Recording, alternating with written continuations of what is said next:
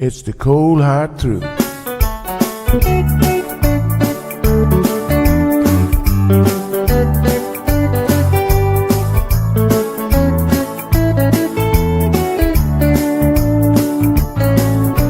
Everyone really want to know what's going on with her show.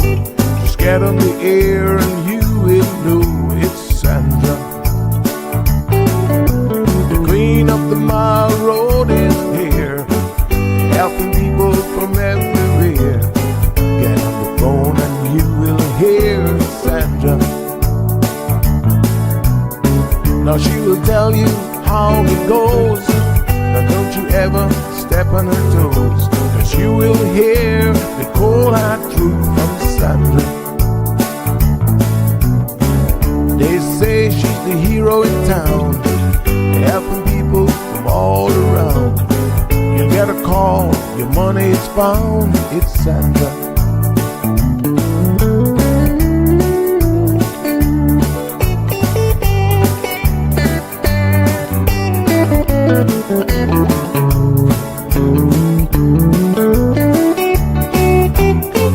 Some will call her late at night just to say that there is a fight, and she will not just leave it alone. She'll get up and call on the phone, and when politics starts on her show, everyone really wants to know the way the things will really go with Sandra.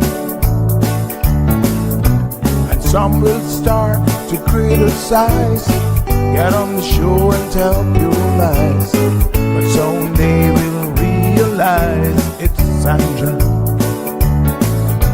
And when they start to argue again, she'll pull the heads to the wind, and soon you will be a friend of Sandra. 'Cause every day everyone wanna hear from Sandra. Every day, everyone wanna hear from Sandra. 'Cause every day, everyone got to hear from Sandra. 'Cause every day, everyone got to hear from Sandra.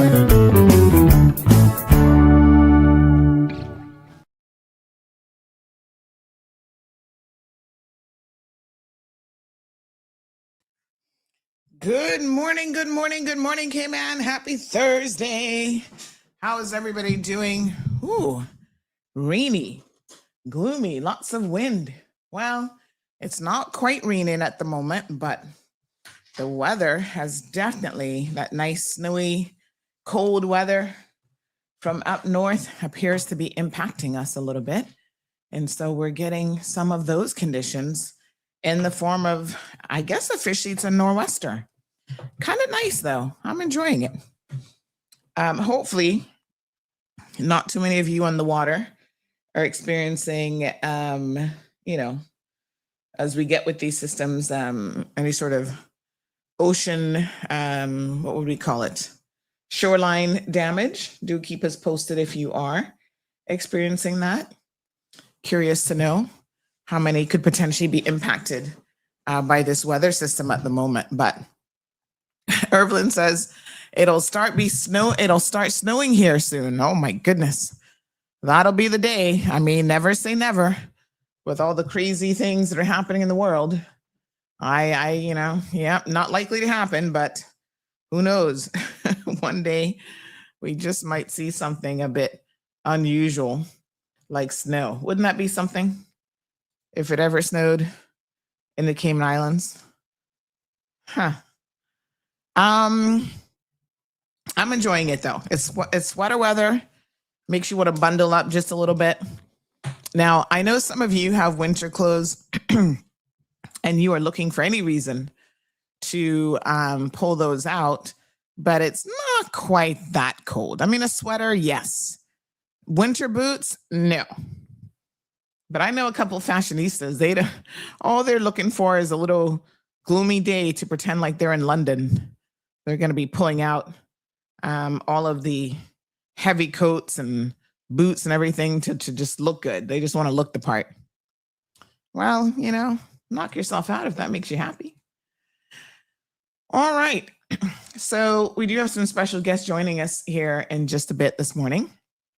We're going to give them some time to get all sorted out while I just update the links as well.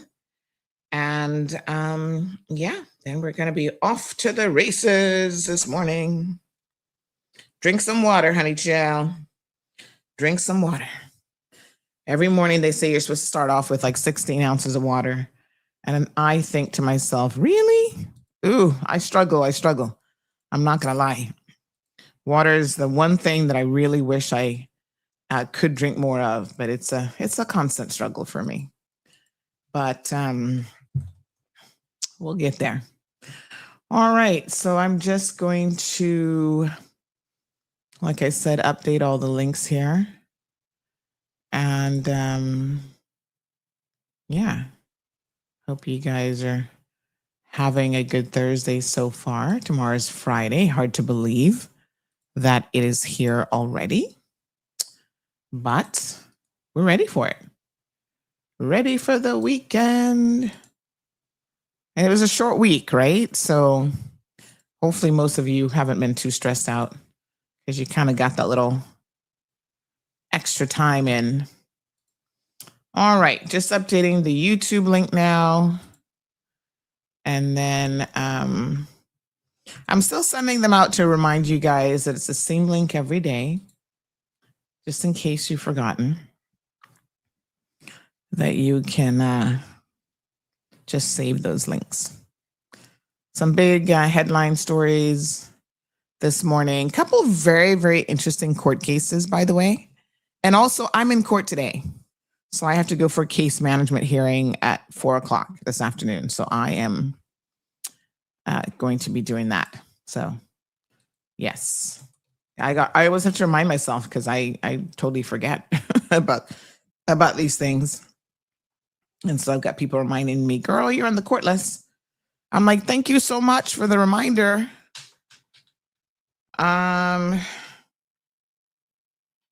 Somebody's looking for their dog in West Bay. He went missing yesterday. You know, the funny thing is when he went missing, they said, oh, that's our dog. His name is, what's his name? George or Jorge. And he always does this every day. And everyone in the area knows him. Well, I hate to tell you, but Jorge might do that every day, but apparently he still can't be found. So yeah, I'm sorry, but you know, sometimes dogs start to roam, especially if you've not taken the time to fix him. I think that's exactly what's going on here. He's not fixed, and so he's on the prowl. Y'all know what that means. So I don't think anybody has Jorge. I think Jorge is just out trying to find him a girlfriend.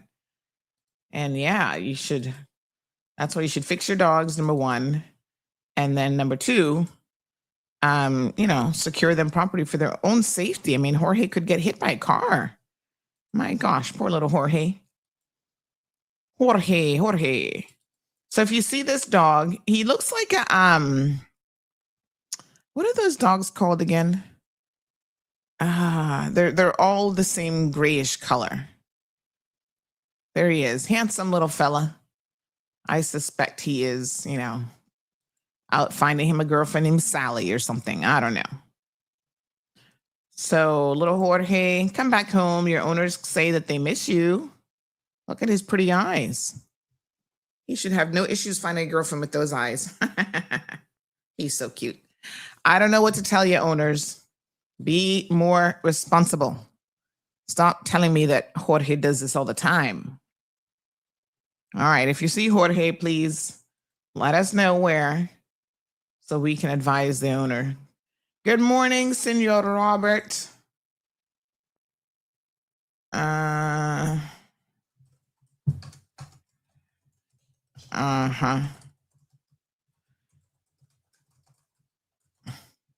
Yeah, some of y'all act like you've never had a dog before. Dogs roam, and sometimes they roam very far. Very far. I'm telling you, the desire to mate can be strong. Get your dogs fixed, please, and thank you. Mm-hmm.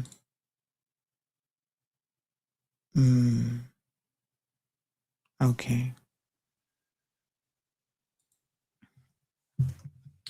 Okay. Mm-hmm. All right, honey chill. Hmm. Miss Vicky says, like some man, girl. Say less. Say less. What can I tell you except you're spot on? Mm-hmm. Honey chill. Yeah, don't give them a reason. The four-legged kind you can control because you can do the right thing by them. Take them to the vet, snip snip. And they're happier, they're healthier, they're less likely to get certain types of cancers. I can't stress that enough, how important that is. And also get your dogs microchipped. So somebody finds them, they can easily contact you as the owner. They were doing some free or very reduced price microchipping the other day. They had postponed it because of the situation with the avian flu outbreak, and then they rescheduled it. But I think I missed it because I wanted to get Zeus isn't microchipped, and I wanted to get him microchipped, but somehow I think I missed the date. So I will inquire a little bit about that. Morning, Strong Wilt. Irvin says, Auntie, the trick to drinking water is in the morning. Make it hot. Make what? Make hot something. What is that word? Hot and something. Cut 3 pieces of lemon ring. You would like it. I don't actually like hot water like that. I drink cold water. I know exactly who's listening right now. Miss Facey, my pharmacist. She's like, I keep telling you cold water is not good for your throat. But I drink, I'm not putting ice in it anymore, but I do. The only way I can really drink water is cold. I can't even really drink room temperatured water. Now I'm drinking tea, sort of, but the lemon slices doesn't really work for me. Morning, Patricia Blake. I think our guests are just about ready. They just look like they might be getting mic'd up a little bit. So we'll give them a few more minutes. Strong Will. Yes, I, for one, am loving the weather. Love it. I'm going to pull out a new sweater and put that on, I think, today. Earl Island Pearl, blessed good morning to you as well. So good to see you all here. Mm-hmm. Mm-hmm. Okay. Uh-huh. Okay. Yeah, we're all set and ready. All righty. Beautiful. All right. Well, today we have 2 key figures who are going to be joining us. They shape the future of the Cayman Islands as elected members of Parliament. The Honorable J. Ebanks, who is Minister for Planning, Agriculture, Housing, and Infrastructure. He's got a lot under his responsibility. I'm going to tell you the truth. And Parliamentary Secretary, Ms. Julie Hunter, is also joining in with him this morning. Together, they're really at the forefront of some major national initiatives aimed at improving housing access, strengthening our infrastructure, and supporting local agriculture. So we're going to touch on a few of the things that fall under his responsibility today. Like I said, there's a lot. So we're going to try to focus on road safety and the national roads, public transport reform. Of course, there's been a lot of discussions about around micromobility, education and compliance, and then affordable public and affordable housing. Those are kind of the key areas that we're going to try to touch on today. And we really look forward to what undoubtedly is going to be an engaging discussion about the work that their ministry has been doing, ministries, including some upcoming projects, and what these developments mean for the Cayman community. So let's put your virtual hands together, everyone, and let's say good morning to our guest. Good morning. Good morning, Good. Sandra. Good morning, Grand Cayman. Good morning to all the listening audience out there. Yes, thank you so much, Minister, for joining us. And I should say that this is part of one of our CMR initiatives that we launched last year, which is called Ministry Matters, where the ministers and their, whether it's their permanent secretaries or even their chief officers, staff members get to come on and kind of highlight exactly what it is that they have been doing. So we're very, very pleased to say that Minister, the Honorable J. Ebanks, is the first minister to come on for 2026. So he's starting it off with a bang. So thank you so much. We appreciate that. And of course, Parliamentary Secretary Ms. Julie Hunter also joining him as well. So Good morning. yes, good morning. And I guess we're still in the month of January. So I think I'm still Yes. by saying Happy New Year to you. both of you. Thank you. So Thank we you so have much. we have so many things. First of all, Minister, you have a very broad remit in terms of areas of responsibility. I mean, it's a mouthful to even say your ministry: It planning, is. finance, agriculture, housing, and infrastructure. How do you? The first question I have is how do you do it all? I mean, it's a lot. Well, you left the L out of it, so you had the lands in there. So planning lands, agriculture, housing, infrastructure. And Yes. sometimes I end up throwing ports in there because a lot of people don't realize that ports actually falls under the ministry sometimes. But Mhm. Sandra, to be honest with you, I'm a person that the more busy I am, the better I work. Mhm. So I'm a person that's driven by stress. So the more heavier it gets, the more stress it gets, the better I work, I perform in it. I've always Okay. been that direction, so it keeps me motivated, getting things done. Always just happy to make sure that I'm delivering on tangible things that are affecting the lives of Caymanians and continue to push the things that we always wanted to see completed. Mhm. This so when I was queuing up for some of the things for the ministry, not that I wanted all of them, but it was just a matter of there are some particular ones that I just thought that we could really influence and really get things moving a lot faster and get things done with. Mhm. That's fantastic. And of course, I see that you've got your parliamentary secretary there, Miss Julie Hunter. Now, some of Absolutely. yeah, we'll talk about what parliamentary secretaries do just in brief, but I realize that some parliamentary secretaries are split between ministries, and I didn't know that really until recently, when I found out that Mr. Wayne Panton actually has several ministries that he works with. Now, Miss Mhm. Julie, good morning to you. Is this the Good only? morning. We know you're a first-time MP, so you're still learning, some of the ropes. Like as they say, baptism by fire. They just drop you in. Yes. Yes. Yes. Sometimes I feel like it's exactly that, baptism by fire. Just jump Yeah. right in. Yeah, but it's good. It's great. Is this the only ministry that you are a parliamentary secretary for? No, actually, I'm parliamentary secretary for Plahi, as we discussed already, and also education. And then I have a bit of heritage and culture as well. Ah, So different okay. things that, more aligned with, my skill sets and my interests. So Mm, yeah, that's kind of how they were chosen. Um, and so far, I have to say, thank God, it's going good, and we are doing what we have to do and mhm, helping the different ministers. So and as you say, 2025 was a learning year. This year, I feel like I'm just more going to be lots more involved and getting my hands even more wet than they already are.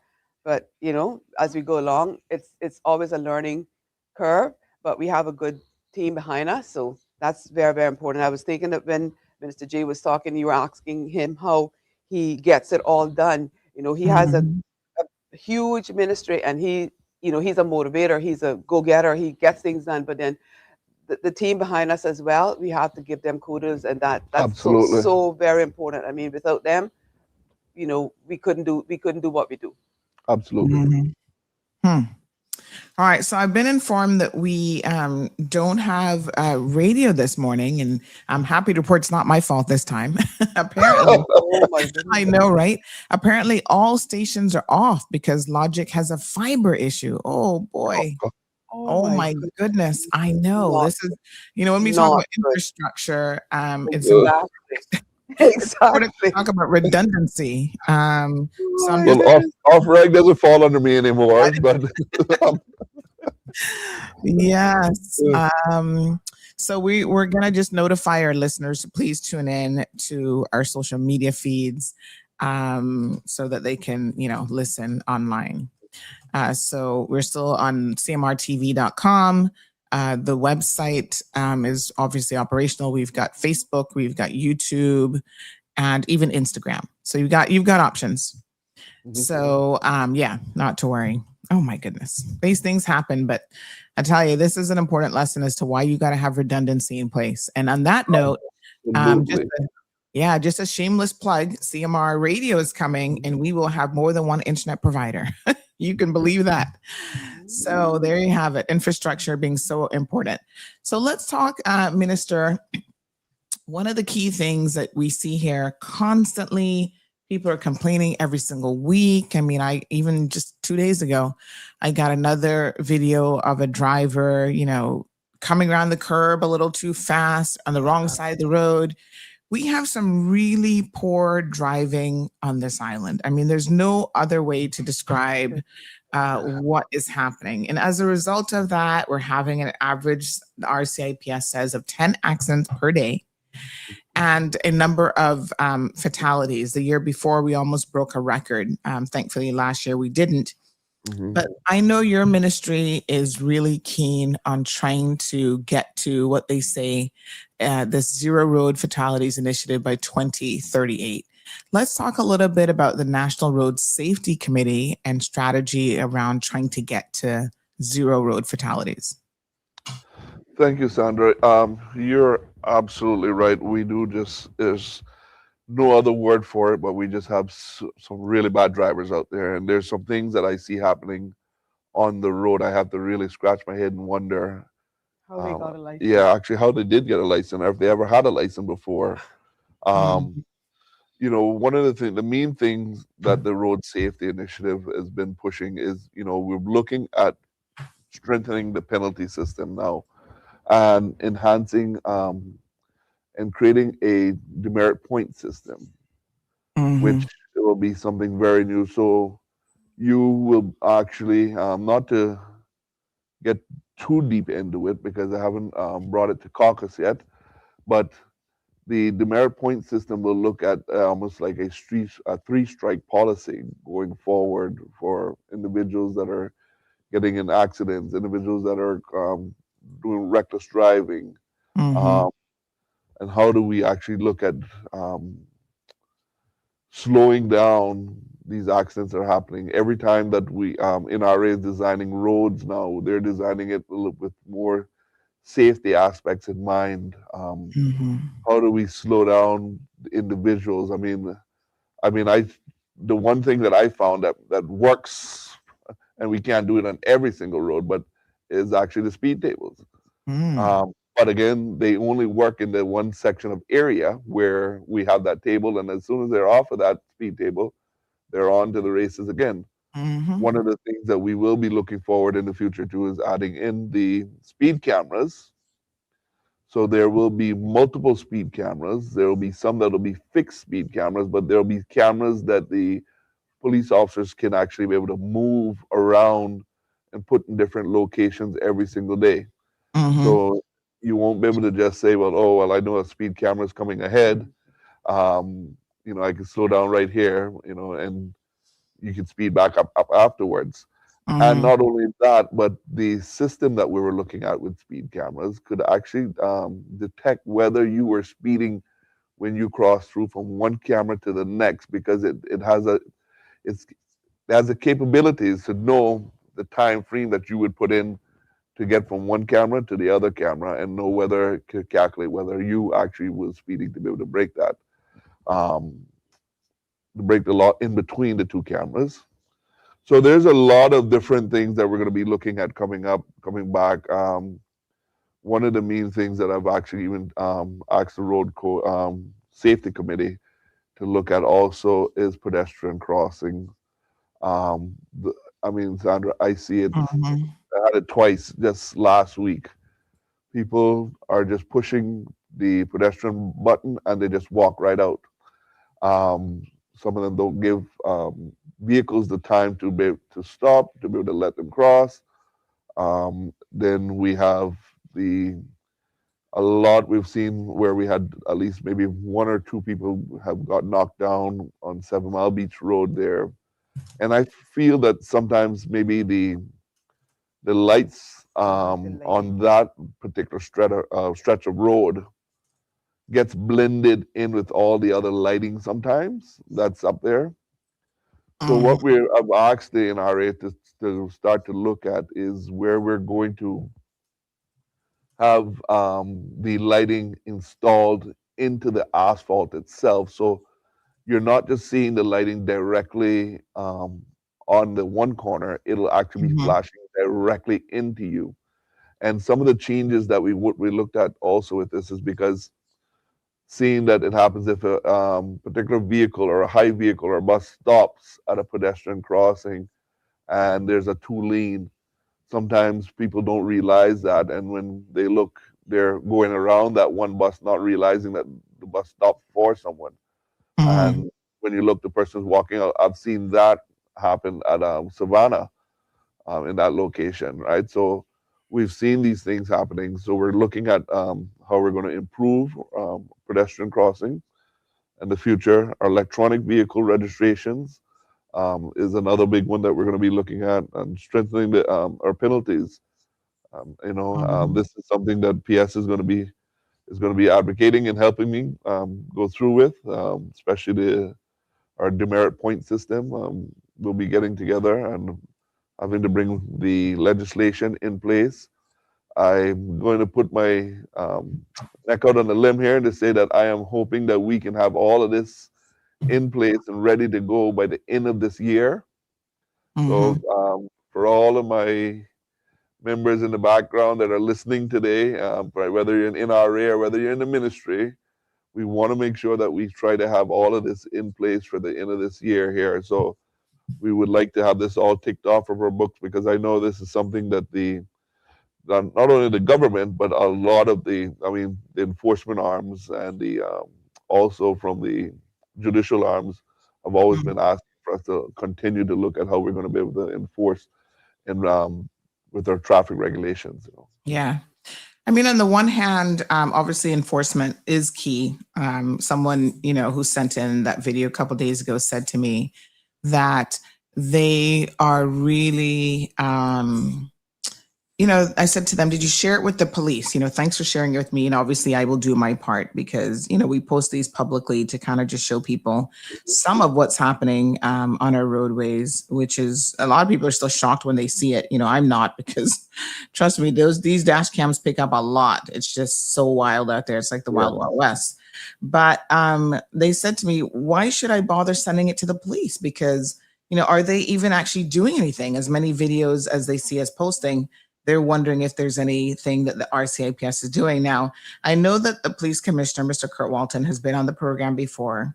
And this is, something that he remains top priority for him. And he's very, very concerned about. And they've even said that if people catch it on their dash cams and provide it to the police, they will action that. Now, do you have any indications as a member? I know your ministry sits on the National Road Safety Committee. Have they actually been actioning some of the footage that has been sent to them? I mean, when it's obviously clear and it's black and white what people are doing on our roadways, whether it's violating the blue spot, we send pictures and post pictures of those people. Do you get a sense that the police are working on this already? Well, I mean, I would tell you yes, right? They are working on this. I don't sit on the committee itself, so I don't get to see all of the stuff that goes in there. I only get to see Mhm. all the briefing that's come back and whether we need to make legislation changes or recommendations from what the committee is making. Right. But I mean, I would be very hopeful and say that yes, that the commissioner is taking these things very serious. And I want to, I mean, I've had individuals now sending me videos, sending me Mhm. license plates. And what I am getting a lot more of now is the behavior of our Mhm. transportation system, our, and Mm. I would say more or less our buses, Right. um, whereas they are not doing their full route. I mean, just 6 o'clock this morning, I got a message from someone saying, "Hey, such and such bus, license plate number, didn't do its full route going to in the north side, turned around, didn't even go to the Chisholm grocery store." Wow. So, like that number now, I'm going to be reporting that to the board later on so that they can actually be able Mhm. to pull the person in. I've had videos and pictures where buses are actually sitting at the public beach trying to pick Mhm. up tourists. Yeah. That is a no-no, right? They're not a taxi operator. They're not supposed to be doing that. Now, I can't stop them if the tourist is walking along the road and stops a bus and wants to get on the bus to Right. go from point A to point B. But a public bus should not be trying to solicitate to get tourists that's on the public beach to take them instead of a taxi. There's Mhm. two different Mhm. licenses there, right? And that will be part of our enforcement enhancement when it comes to the bus operators on what we're going to be doing with the legislation changes with them. We're also going to be looking at adding in, I mean, sorry, I'm getting off of the road safety committee stuff, but um, we're Mhm. going to be looking at the way PS, we spoke Very about important. and adding GPSs into them, right? So that we Oh can track yes. them and see the behavior of them, right? And we can also add, we wanted to add in the dash cams into them, Mhm. Mhm. right? And I'm telling everybody that, listen, if a bus does not carry you to your route, do not pay that driver. Mhm. He has to do his full route. So if he turns around at the Chisholm grocery store and doesn't carry you to Run Point because he's supposed to go to Run Point, do not pay that bus driver Mm. because they need to do their full route. And it's mostly the buses that are going to the eastern side of the island that we're Mhm. having the issue problem with. Those Yeah. that are going in town on the western side, they're doing their full route. We're having no problem. I'm not hearing really any complaints besides the ones that are stopping at the public beach. Mhm. But I'm Mhm. telling people, do not pay them. I've heard incidents where people have been put off at Frank Sound and they had to go to East End and the bus turned around and went back because he saw 5 or 6 people standing up on the road. Mm. Do not pay them. Get their license plate number and Mhm. report to them. We need to report it. We need to hold these bus people accountable and they need to have some integrity with what they want to do. At the end of Mhm. the game, they don't want us to put more buses on the road because they say there's not enough money to be made out there. But then I got buses that aren't doing their full route also. So And it still impacts our people trying to get, to work and so forth. So, you know, like the old people would say, six of one and a half dozen of the other. They don't mhm, want more buses on the road, but the buses that are there sometimes are not doing their routes, and you know that is impacting our people as well. I would say when and ask a question about the coordination between the public and the RCIPS. If they're doing what they're supposed to be doing when these things are reported, I would say keep reporting because I feel that the message is getting through, and I know particularly the commissioner is very concerned about a lot of the videos that are sent in.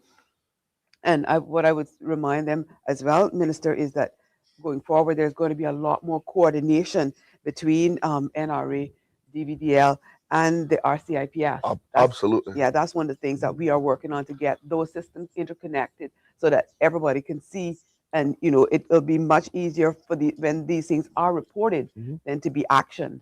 absolutely, you're absolutely right. Mhm. Okay. All right. Well, we weren't quite ready for that, but I'm glad that you gave us those nuggets to Yeah, we show. kind of.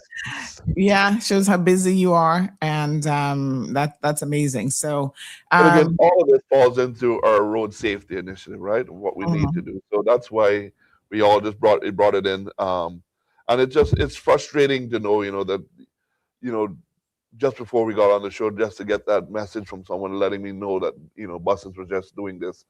and Mhm. there's people waiting on a bus stop at a bus stop there, and now the bus is turned around. So we're there's a lot of enforcement that's going to be done, and I'm telling you, it's the way the bus off people are driving Mhm. is another thing too. So Yeah. yeah, I mean, sorry to go off topic there a little bit, but Yeah, no, it is that's just okay. part of all of our road code initiatives and traffic regulations that would need to be Yeah. done, enforcement side of things. So, Right, but it ties right back into improved data sharing. That's what brings accountability, yes, you know? absolutely. So Mhm. if you can get people to realize that, when you do something, it has a knock-on effect, and that there are multiple agencies and people watching, then the accountability factor will improve.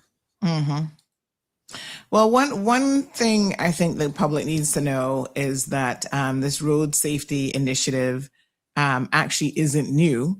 There is a national road safety strategy plan Yeah, that has been in place since 2023, and this particular one is from 2023 to 2038, which is that target date. And right. people can find more information on the website gov.ky/web and then /road safety. So get a copy of this plan, folks, and see exactly what the government's long-term commitment is to trying to eliminate road fatalities by 2038. Can we talk a little bit about and I don't know that this necessarily falls under you because you can see some overlap with some of the different ministries here, but the education, public awareness campaigns, the school outreach and community events. I think a lot of education needs to happen even before you get to enforcement. So we've talked about some of the enforcement elements. Let's talk about education now when it comes to what is being done on that front to get to safer driving in our roadways. Well, thank you for that, Sandra. When you mentioned education, something just went light bulb just went back off in my mind.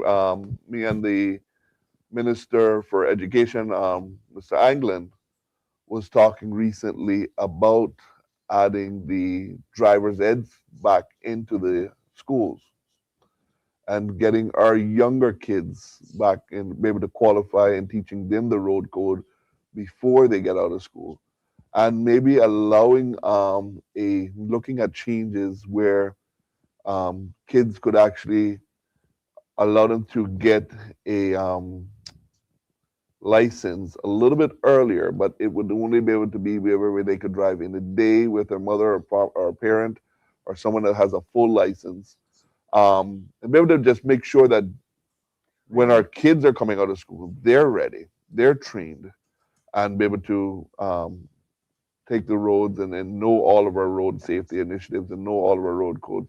But again, going back to the education side for individuals that are coming to the island, it's something that we really We need to need to look continue to at. push, right? Mm, Um, we You need to almost need a make sure counseling before they get a license. this is something that is I want to say that I looked in and I spoke to the director of DVDL one time. I said maybe we some of these individuals that are actually coming here when they go back to get their license renewed, maybe do we need to start to have them take their road tests back over? Do we need to make them go back through their written tests again, just to make sure they know what the signs are saying? Do they know what's How to updating maneuver over the new roundabout. roundabouts that are going on? Um, mhm, you know, personally, I had a incident that happened in December where where we were just handing out gifts to the kids in Frank Sound, and the police was just escorting us also. And there was this lady just coming down the road, and the police is flashing their lights, waving them, telling her to stop. And she drives right across the police. The next police car has to stop and block her. And the mhm, officer gets out and says, "Don't you see the lights flashing? You see me have stopping it?" And the lady says, "Well, I didn't know I had to stop." mm, I mean, if you see a police car in the middle of the roads and the officer is out there flagging you, and you say that you didn't know that you have to stop, I mean that's alarming, right? Mhm. To know that, I mean, that's the first thing, and you see a police car in the middle of the road, you know, you would want to wait until the officer tells you to come forward. Mm-hmm. And for me, that was, I just said, you know, that's mind blowing that we have an individual that's driving on the road that sees a police car and doesn't realize that that person needed to stop to see what the police was stopping them by. So it tells us that yes, there's more education that needs to be done out there when it comes to a lot of the road safety initiatives. But Mm-hmm. again, Also stricter penalties because minister, sorry, yes, it would seem to me like that person should have automatically have gotten a ticket. I agree with you 100%. Automatic, that should have been an automatic ticket, and that message should have gone out there as well. Yeah. I mean, so those are the kind of things that I think we could do to strengthen our enforcement and strengthen our regulations, you know, going forward. And this is a good time, Sandra. Maybe it's a survey that we need to put out to the public. Mm-hmm. Let's, maybe we do a survey and see what what the audience says. Mm-hmm. Should we be asking individuals that are coming here and driving here that if they have to redo their the system at the end of the day? Oh, that's not my one. No, that's we've got callers calling in already. Yes. Yeah, whether do they have to redo their driver's ed when they're going back over to before they get their license, or do they need to go back and do the written test over before they get it? Now we're making the written test so much easier. You could actually do it from pretty much anywhere. So it's not like you have to come in there. But again, what we don't want to do is we may not want to and have an influx of so many people coming back into this to do the written test over. Mm-hmm. But it would be very, I'd like to engage with the public on stuff like this. So it would be nice to know what the public really thinks on this, and maybe we can do a survey on that and see. Mm-hmm. As well as some of the ticketable offenses, because they might be able to tell you those individuals that we clearly catch breaking the law, don't know how to do a roundabout, causing all these accidents, and you can send in a video. The public might go along with us and say those are the kind of things that we think are ticketable. Mm-hmm. Once we can get your license plate number, that should be a ticket. Some of those things I think could as well be on the survey. Sandra, I don't know what you think. Mm-hmm. Well, let's listen to our some of our callers and listeners to the program. One person says, "Morning, Sandy. Can you please ask MPJ if there are any plans to make changes to the driver's written test and to change new residents taking a drive and written test before getting a Cayman license?" So that person had sent that question in from a few minutes ago. We do have a caller on the line, so let's see if our caller is going to be weighing in on this. Good morning, caller. Welcome to the program. Hello, good morning, Miss Sandra. Good morning. PJ. Can't remember her name. Good morning, Mom. Miss Julie Hunter. Yes, good morning. Good morning. I noticed when on the roads driving also, a lot of drivers do not have respect for our emergency services, especially police and the ambulance and the fire department. Can we do something about that also? Can you guys install a camera for our service vehicles, so whoever does not pulling over, whoever's not letting them pass, please give them a ticket, because that's highly disrespectful. I have to blow people out the way to say ambulance is coming off the road, come off the road. Like I have to set an example, like I don't forget, this is Cayman, it's a small place. It could be me, you, one of your family members. They need to reach the hospital. They need to reach somewhere. Okay. Understand? But yes, I agree with the plan. Go install cameras, whatever that makes our roads safer, especially in the school zones. Also, nobody's not respecting the school zone. They're not slowing down when the flashing lights come in. Plus, they have no respect for the school bus when they take it on and off the children too. So yeah, thank you. Thank you so much. Appreciate it. All right. Some good suggestions. I know a few more people are trying to call in at that time. The phone line. Enforcement vehicles do have dash cams, Sandy, but I'm not sure whether the ambulances, fire service do. Yeah, I think every single government vehicle should, to be honest. Yeah, I agree with you. Yeah, that's in this day and age, that is a no-brainer. All right, so we've got two. I've got two callers on the line. I want to ask you to make your comments direct and brief. 0123, you're up first. Good morning, caller. Good morning. That last caller had very, very valid points about the community not respecting emergency vehicles. Yes. Shocking. And they should be penalized, absolutely. However, what I personally noticed in more recent times, probably in the last maybe couple of years, I can't be exact, but the sirens on our vehicles are not as loud as they used to be in the past. I do not drive with my volume in my vehicle very loudly at all, but my windows are always up, my AC's on. I usually have on Cold Hard Truth, Sabrina Speaks on the radio. And a lot of times I don't hear a siren until it's absolutely up against me. So I would just like to say that I'm assuming either I'm going deaf or the volume of the sirens are not as loud as they used to be. So if that could be checked into, that would be appreciated. Thank you so much. Have a great day, everyone. Thank you so much. And that is an interesting point, because I'll tell you one of the things actually that I know when it comes to how we hear things versus our sight, our hearing doesn't extend quite as far as people think. Right. So by the time you hear something like a siren, it's literally right on top of you. Right on behind, yeah. So, yes. And this is why drivers need to be constantly checking their mirrors. Like I tell people I drive with blinders and that I don't see when people are waving at me and flashing me from other vehicles. I'm the worst for that sort of thing. But, I try to be cognizant. I put my hand up on that one too, Sandra. When I'm traveling with my wife will say that. She says, "Did you see somebody just waving?" I said, I'm like tunnel vision. And yeah, but I also try to check my mirrors, right? And I try to look in the rear view mirror, even if I'm driving straight, my side mirrors every once in a while, because sometimes you'll actually see emergency services way before you hear them. So just a bit of road safety to pay attention to all of your mirrors and make sure you're looking around. Good morning, caller. Welcome to the program. Good morning, honey child. Good morning. Good. How are you? I'm blessed and highly favored beyond all measures. Wonderful. Good morning, Minister. Good morning, Miss Julie. How are we today? Morning. Good morning. Good morning.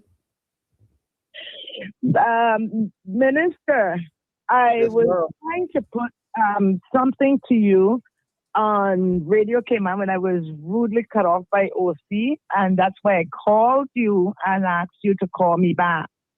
Now, my question, I would like to take this situation a little further. What are your thoughts and inputs, sir, on our vehicles parked on our streets creating hazards? What you have emergency system units coming into our communities, and some of the times they have to stop, get out, and if it's an ambulance, they have to run to where the patient is because of parked vehicles on our street. Fire truck, I learned late last year that they had to hit a few derelict vehicles parked in the street to get to a fire. I want to know I am not getting through to the police. The police is always planning problem. Planning is not coming out and addressing the issues that is happening in our communities. We have people who have turned their dwelling homes into apartment with no parking space. Nevertheless, the road should not be the parking. Our roads are made for driving, not parking. I can't get the police to adhere to the traffic law. If two vehicles cannot pass at the same time, it's an offense. It's a tickable offense. I cannot get them to intervene and ticket these people for the safety of our communities. We have where people have to be walking around parked vehicles into the street. That is dangerous, and I don't understand why they can't see that when they're supposed to be to serve and protect. I've kept taking my eyes and see the police themselves drove around a public bus no later than Monday night. On a corner, the public bus parked on a corner at Grescott, and the police came and drove around that vehicle and went about their business. I'm parked right there because then I saw the situation and I called the police. And the police called the man and tell him to move the vehicle. The man got in the vehicle and slipped it a little further up. still in the junction of where you shouldn't park within the area where you shouldn't park is within a junction. So I really would like to know what is your thoughts on that, and how can we correct this matter? Because safety is the best policy. I love my people. I love to see my communities safe, and it's not happening. I would like you to take a drive down in Watlers Road, sir, and tell me your thoughts on the situation with the parking. You got jet skis, you got boats, and in road space. Just last week, I asked NRA to ask the police for assistance and go in there with the police and have all of these vehicles removed out of a road. Okay. They road Leave space us. and boats and what have you. Yeah, leave us there, Mr. Mealy. I think we got it. So the issue, Minister, which we know that Mr. Amelia has consistently spoken about this, is in the Windsor Park area. But I know the difficulty for the Windsor Park area is that, when Windsor Park was originally built as a development, as a community, it never envisioned having the population size that it now has. Absolutely. And a lot of people who own homes in that area have turned them into tenement housing, tenement yards, right? And so that's been an influx because once again, everyone has a vehicle. So that has an influx of all of the vehicles. So what is government going to do, particularly about an area like Windsor Park? I think Windsor Park is kind of unique. It's not only just when individuals turn their home into apartments, right? I mean, you back in the days when Windsor Park was designed, and at that time you had one vehicle per household. Now, pretty much every household, everybody that stays in a house has their own vehicle. So where you had one vehicle for 5 people, you have 5 vehicles now in one yard. Years ago, we had. You remember when we used to have this, where they used to go around and they would actually clamp the vehicle tires, right? We had that in legislation, right? And then there was some uproar about it, and then that they ended up taking that out and saying it was against the law with it. But to be honest with you, Sandra, what we really need to look at, and I've made a note of it, is that we need to put into the law where part we can have young Caymanians that want to get into the tow truck business that will be able to tow some of these vehicles that are parked in the wrong location, that are parked on the double yellow lines, that are parked in the handicap access points, and tow them away and put them into a pound, and then you have to pay to get your vehicle back. I mean, it's just that simple, right? I mean, that's going to be the only how, because the police doesn't seem like they're going to be able to enforce every single thing that's happening in the particular in areas like that. The police has their hands full with dealing with everything else that's going on when it comes to crime and speeding and everything else. And now we're asking them to look at the way that vehicles are parked in neighborhoods. Maybe it's something that we need to change the law to be able to come up where individuals can start their own business, where we put the tow truck service in and they actually go around looking at this. But not only this would actually work almost in hand, because with electronic system and someone else that's not this data could almost be shared with a service where you see in New York, where you or in Chicago, anywhere else in the where part they have these park people, they drive around and they look for vehicles that are not registered and insured, and they tow them away or they clamp them also. So a lot our new identifications that we tags that we have, the police cars automatically when you're coming on, they tell right away whether that car is not registered or not, and insurance is all connected in now. Maybe it is something that we look in this extended legislation a little bit more, where you have to put that into where we can actually share some of that data with services like that, tow trucks and stuff like that. They'll be able to do that, and this would help eliminate some of these problems that we're having. Because I mean, thank God. I mean, it's I haven't really seen it as much going east as you do see it in the middle of Georgetown, and I think it's just because of how the density is, right, and how the place was built, and now how the population is populated the center part of Windsor Park there. So there's thousands of more people than what it ever been before. Mm-hmm. But we Yep, have it. it's We definitely haven't invested overpopulated. that. Yeah. But that is an excellent idea, because when you really think of it, we're asking the police to do that, and I know that that is in the law. They're allowed. They have the authority to. But that's like a constant 24-hour monitoring system that you would need for the police to be able to do that. If they were Mm-hmm. going to pick up every vehicle as soon as it get parked in the wrong spot. I mean, I drive through Windsor Park, and there's hundreds of cars in one apartment complex on the sides Mm-hmm. of the roads. So that would be a full time. It would be an excellent um, idea if somebody could take that on and do a business like that. Have a compound that these cars would be towed to, and you would have to pick up your car and pay for that. And then, of course, you're going to do that again next week and pay that $100 again next week. So that Mm-hmm. would be a deterrent. As well as I think we need to strengthen these um, all of need to look into all of the people as well that are doing not only just the tenement yards, but even some Mm-hmm. of the developments that do not have enough parking. Yeah. All right. We've got a couple calls coming in, so let's grab a few of those. Good morning, caller. Welcome to the program. Quick question or comment? Hi, good morning. Good morning. Good Good morning, morning. Mr. Jojo. Good morning. Good morning. Mr. Ebanks. Good Minister morning. Jojo, you know who this is. Mhm. Go ahead, ma'am. Sandy will tell Yes. you who it is. Yes. Go ahead, Miss Lucille. Yeah. I'm praying for you all, and I'm also praying for the Cayman Islands. And I tell you all, I know things are rough down there, but God will pull us through.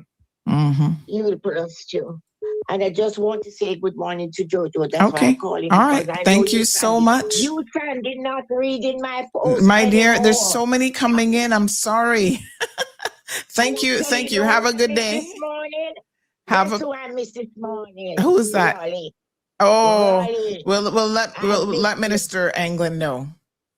Yeah, you tell him. All right, dear. Uh-huh. Thank you so much. Okay.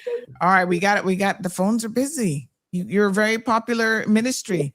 Good morning, caller. Welcome to the program. A brief question or comment. Hello, caller. Uh-oh. All right. Well, while that person perhaps calls back, let's read a few more. This person says the double parking in Windsor Park is an issue, and the owners of the offending vehicles are less than accommodating when you ask them to move. We have another one that says there's some good suggestions from the people that teach drivers, which should be taken into consideration. And actually, I agree with this caller with cars parking along the main roads. I noticed there's a lot of cars now being parked along Denham Thompson Road. And one of the things that we've also seen, Minister and Permanent Secretary, is that unfortunately there are a lot of vehicles that after they meet in an accident, they're basically being abandoned on the roadway, which is shocking. So, so many times I'm getting messages, oh, this has been abandoned for 2-3 weeks, a month. So can we look at maybe doing something with these accident vehicles that you have, you get in an accident, sometimes you can't move it right away, but you have 48 hours, 72 hours or something to get a tow truck to move your vehicle, because then it becomes an eyesore and a potential hazard on the road for other people trying to be safe drivers. All right, we've got a caller on the WhatsApp line calling in. Good morning, caller. Welcome to the program. Hi, good morning, everybody. Good morning. Good morning. Good morning. I lived in New York almost all my life, and now 71 feels like freezing. Yes. I'm Yes. I can tell you that. coffee. A vehicle situation. Certain areas of New York are very congested, and they have this thing called alternate side of the street for the street sweepers. The cars all have to be on the right while the sweeper sweeps on the left. Now, it is illegal to double park, but everybody kind of looks the other way because there's no place else to go. Sometimes even triple parking. So finally, that particular neighborhood was Washington Heights, but the city took an abandoned building, which there aren't too many of those, knocked it down, and made a multi-level parking area there. And then I lived in another neighborhood, West Indian neighborhood, actually in Queens, and they don't have the parks and that kind of thing. But it was a kind of like an unwritten rule, and not too many people had driveways. But it was a kind of unwritten rule that the 2 spots in front of your house are for your 2 vehicles. And like the minister was saying, you know, a lot of homes have more than 2 vehicles. Well, then that's a problem. So what they did there was they had what did they do? Oh, the city widened the street. So then if somebody came by to visit, it was okay. It was understood that it was okay for them to double park in your area. Right now, there are 42,459 registered roadworthy vehicles and about 37.4 thousand that are unlicensed vehicles, but they're still here on the island. 80, that's roughly about 79,865, which is approximately the population of here. You know, it's about 1 vehicle per person, and it's only going to get worse. 2022, 8,000 vehicles were licensed, worsening congestion. And you know, it's not just the parking, it's the roads, it's the whole infrastructure.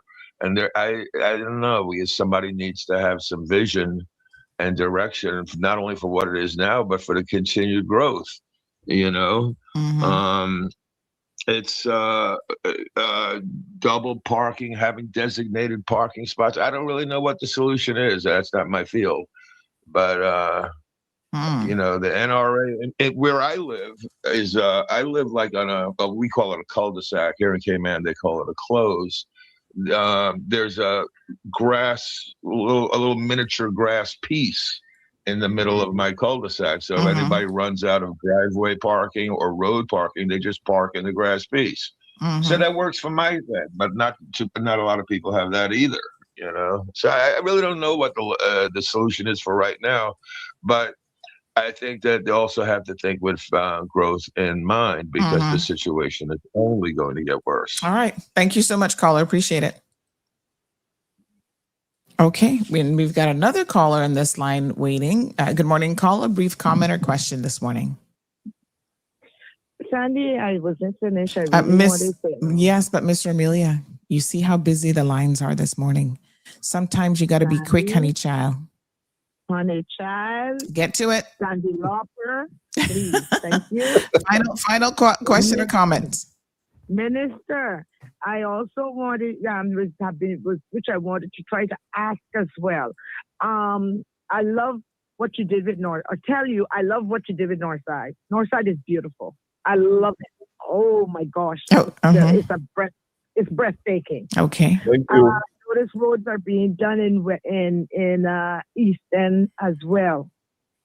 And I wanted to ask, I've been asking for so many years now for Eastern Avenue to get fixed. It is horrible. The streets on Eastern Avenue Road is completely horrible for years. I've been begging to please fix Eastern Avenue Road. We have Eastern Avenue on the list, ma'am. So it's coming. It'll be done this year. I can tell you that. It's coming. We've heard your cry, and it definitely is on the list, Ms. Amelia. So thank you for advocating, but that is coming. All right. Thank you. I really appreciate it. Thank you. I appreciate it. Thank you so much. All right, folks. Please remember that the minister does have limited time this morning. We've not even gotten past the first topic yet, really. So we're going to move on from road safety. We get it that you guys have a lot of concerns. And perhaps what we can do, Minister, is try to get the National Roads Authority on here along with the RCIPS, because a lot of these things are around enforcement, even DVDL, improving the driver's licensing, test and process. So I think some of those agencies need to engage a bit more with the community. Good morning, caller. Brief question or comment this morning. Good morning. Good morning. Good morning to your guests as well. Good morning. Good morning. I have a quick question. I just want to say first, thank you to MPJ for having the guys come out to cut the overgrown lot that I messaged him about the day before. Mhm. But I have, apart from parking, another issue that I have come across is that these overgrown lots are not being maintained by property owners, and they're, I guess, narrowing their roadway. And I've reached out to NRA. I constantly have to reach out to NRA to have them come and cut back the bush. But what could be done in absence of me having to call NRA or reach out to Minister J to have someone to maintain their property to not, narrow the the roadway. On our street in particular, you can't see pedestrians or even other cars coming when the bush has overgrown so much into the road. So that's a safety hazard. I've personally been hit on my road because of overgrown bush. So stuff like that is also an issue. And it's something that I have been trying to work on for years. Personally, I have to keep calling to get it done. This last time I had to reach out to Minister J because I called NRA like for months and I couldn't get it done. And once he got involved, it was done the next day. So I was grateful for that. But I shouldn't have to do that each time. I should have to keep calling them or messaging Minister J. The property owners, I think the responsibility lies on, especially because our road is a private road, should maintain it. So what can be done to hold property owners responsible for their properties? Okay, good question. Thank you so much, caller. Appreciate it. Yeah. So, I mean, I think every single one of us have at least one house. There's always that one in the neighborhood who refuses to maintain their properties, overgrown bush. And sometimes, NRA says it's not them, it's DEH because, it's rat infested, rodent infested.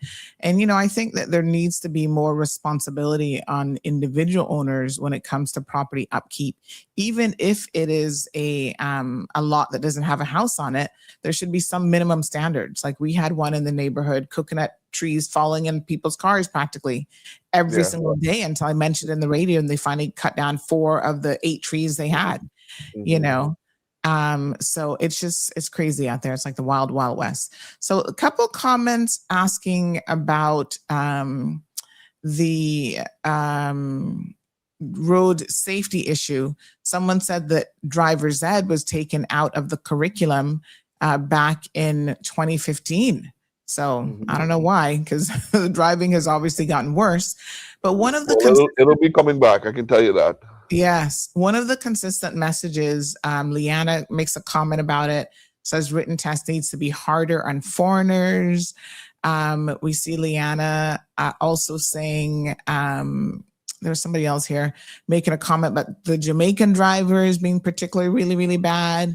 Other people said, listen, we've got people from all over the world coming in and not being able to, they've never driven in their countries before. And then they come here and easily get a driver's license. But unfortunately, they're, even AL 2025 says people from Jamaica need to redo everything. Their driving is horrendous. Now, we're not going to pick on any one nationality, but I think it is fair commentary to say that unfortunately, for a number of different reasons, sometimes they've never driven before. Sometimes the driving culture, and there's something to be said for driving culture, in their country is very, very different.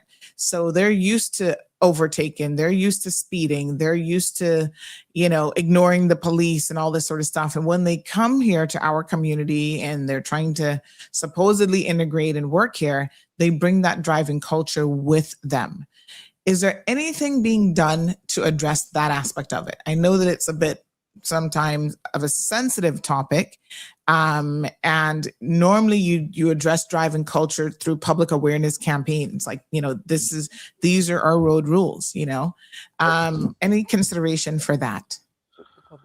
Yes, Sandra, this is something that the Road Safety Initiative have actually looked at, right? And one of the things that we're going to have to be looking at in the future is this memorandum that we have with the UK.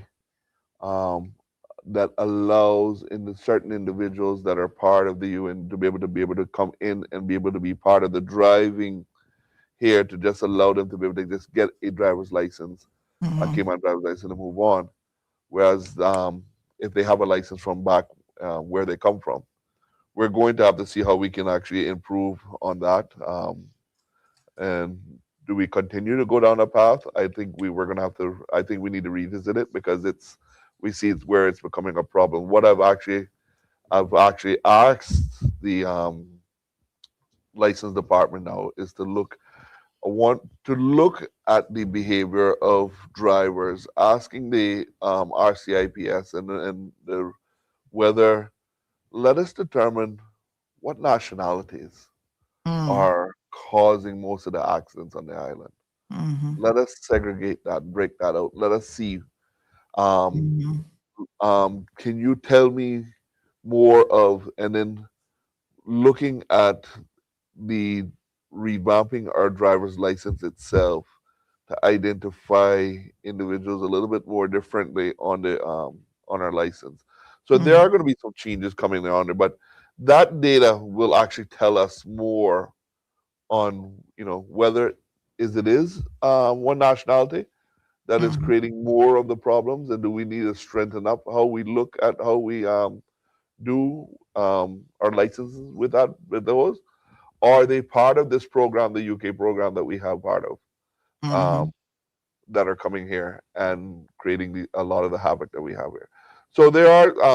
This is something I've tasked them already, the license department, to act to go out and see how we can get this data to be driven by, and then we can start to make some more decisions, proper decisions, on how we strengthen our license department and go back again about registering, whether you have to redo your tests over every time you go to get your um, driver's license renewed. Mhm. If that's something that we need to continue to do, then it is something that we're going to have to look at. We need to, for some reason, we're going to have to continue to do what we got to do until we get it right. Mhm. Right. And I am a person that thinks that we need to do something. We just can't sit and talk about it or continue to kick the can down the road. You know, Mhm. we may have to do something today. We may have to make an amendment to it next year, 2 years from now, or we may say, you know what, we did something, but quietly we didn't get it right. We need to make another change to it. But Mhm. again, doing nothing is just as bad. So we need to make some improvements that we need to do. So Mhm. everything that we've covered here today, from the cameras, from the education aspect of it, from getting involved, the kids involved in the school, which I know they'll be happy to know that some of them will be able to drive or get a license a little bit earlier and Mhm. be part of their curriculum. This is something that we want to improve on. I've taken a lot of notes, Rumelia. I will take back everything back to the government, asking them to, if this is something that they will support. If it is something that I can get the support of, we will bring a paper forward to cabinet to be able to put initiatives in place that we Mhm. need. So we've covered a lot on road safety, and I don't think Yes. we got into national roads or anything else, any other topics, but Yeah. um, You can it see seems it's like it's a big area it's of concern. it's a big area. We, not to throw in the mix, but I know the hot topic 2 weeks ago was e-bikes, right? Mhm. What we're doing with those. So there's a lot of stuff that's been happening, and I want to just make it clear here today. The Mhm. legislation for e-bikes wasn't implemented with this government. Mhm. This was implemented either 2018, 2019, when it was implemented, Mhm. but it was put in there.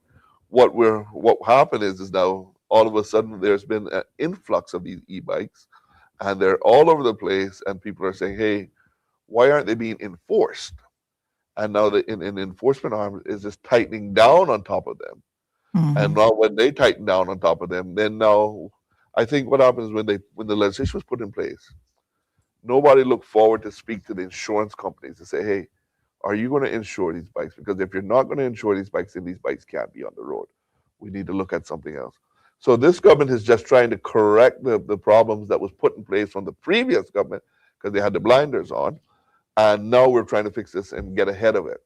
So it wasn't us that actually put this in place. We're just trying to facilitate to help the process to get it through, getting the insurance companies involved. And I think I can go on the limb to say that I think all of the insurance companies are actually going to be able to are going to insure these bikes. We passed that, and DVDL is ready to register these bikes. So that was the other section too, is that this one law was in place, but they didn't talk to the other hand to make sure that the other side of things are ready. So when we hear now that this thing is being enforced heavily now and coming on, we ask the questions, well, we can't register them unless they have insurance. So then Right. that's where the license department had to go back out now to meet with insurance companies to make sure that they're willing to do this and answer all the questions to get it done. But Yeah. it's one thing that we found on our table, and it's one thing that the government just took on. And could we have did a little bit more PR work with it? Yes, absolutely. We definitely needed anything we do. We need more PR work with it. But again, it wasn't our mistake. It's a mistake that we're trying to correct. All right. So lots of people again talk about nationality. Gabby says, are there any stats to say how many accidents are caused by Caymanians versus foreigners? Now, Gabby, we've actually asked this question before, and what I can tell you is the RCIPS nor the courts really are keeping track of this information by nationality. So again, if the data isn't available, you talk about, as we call it here on the program, the triple D, data-driven decisions. If the data isn't available, then sometimes you can't really funnel your message specific. Road safety is a matter for every single user of the roadway. However, we have to admit that there are some people who, again, have different cultural. Somebody said, Indian people don't tend to stop for ambulances. I don't know anything about that.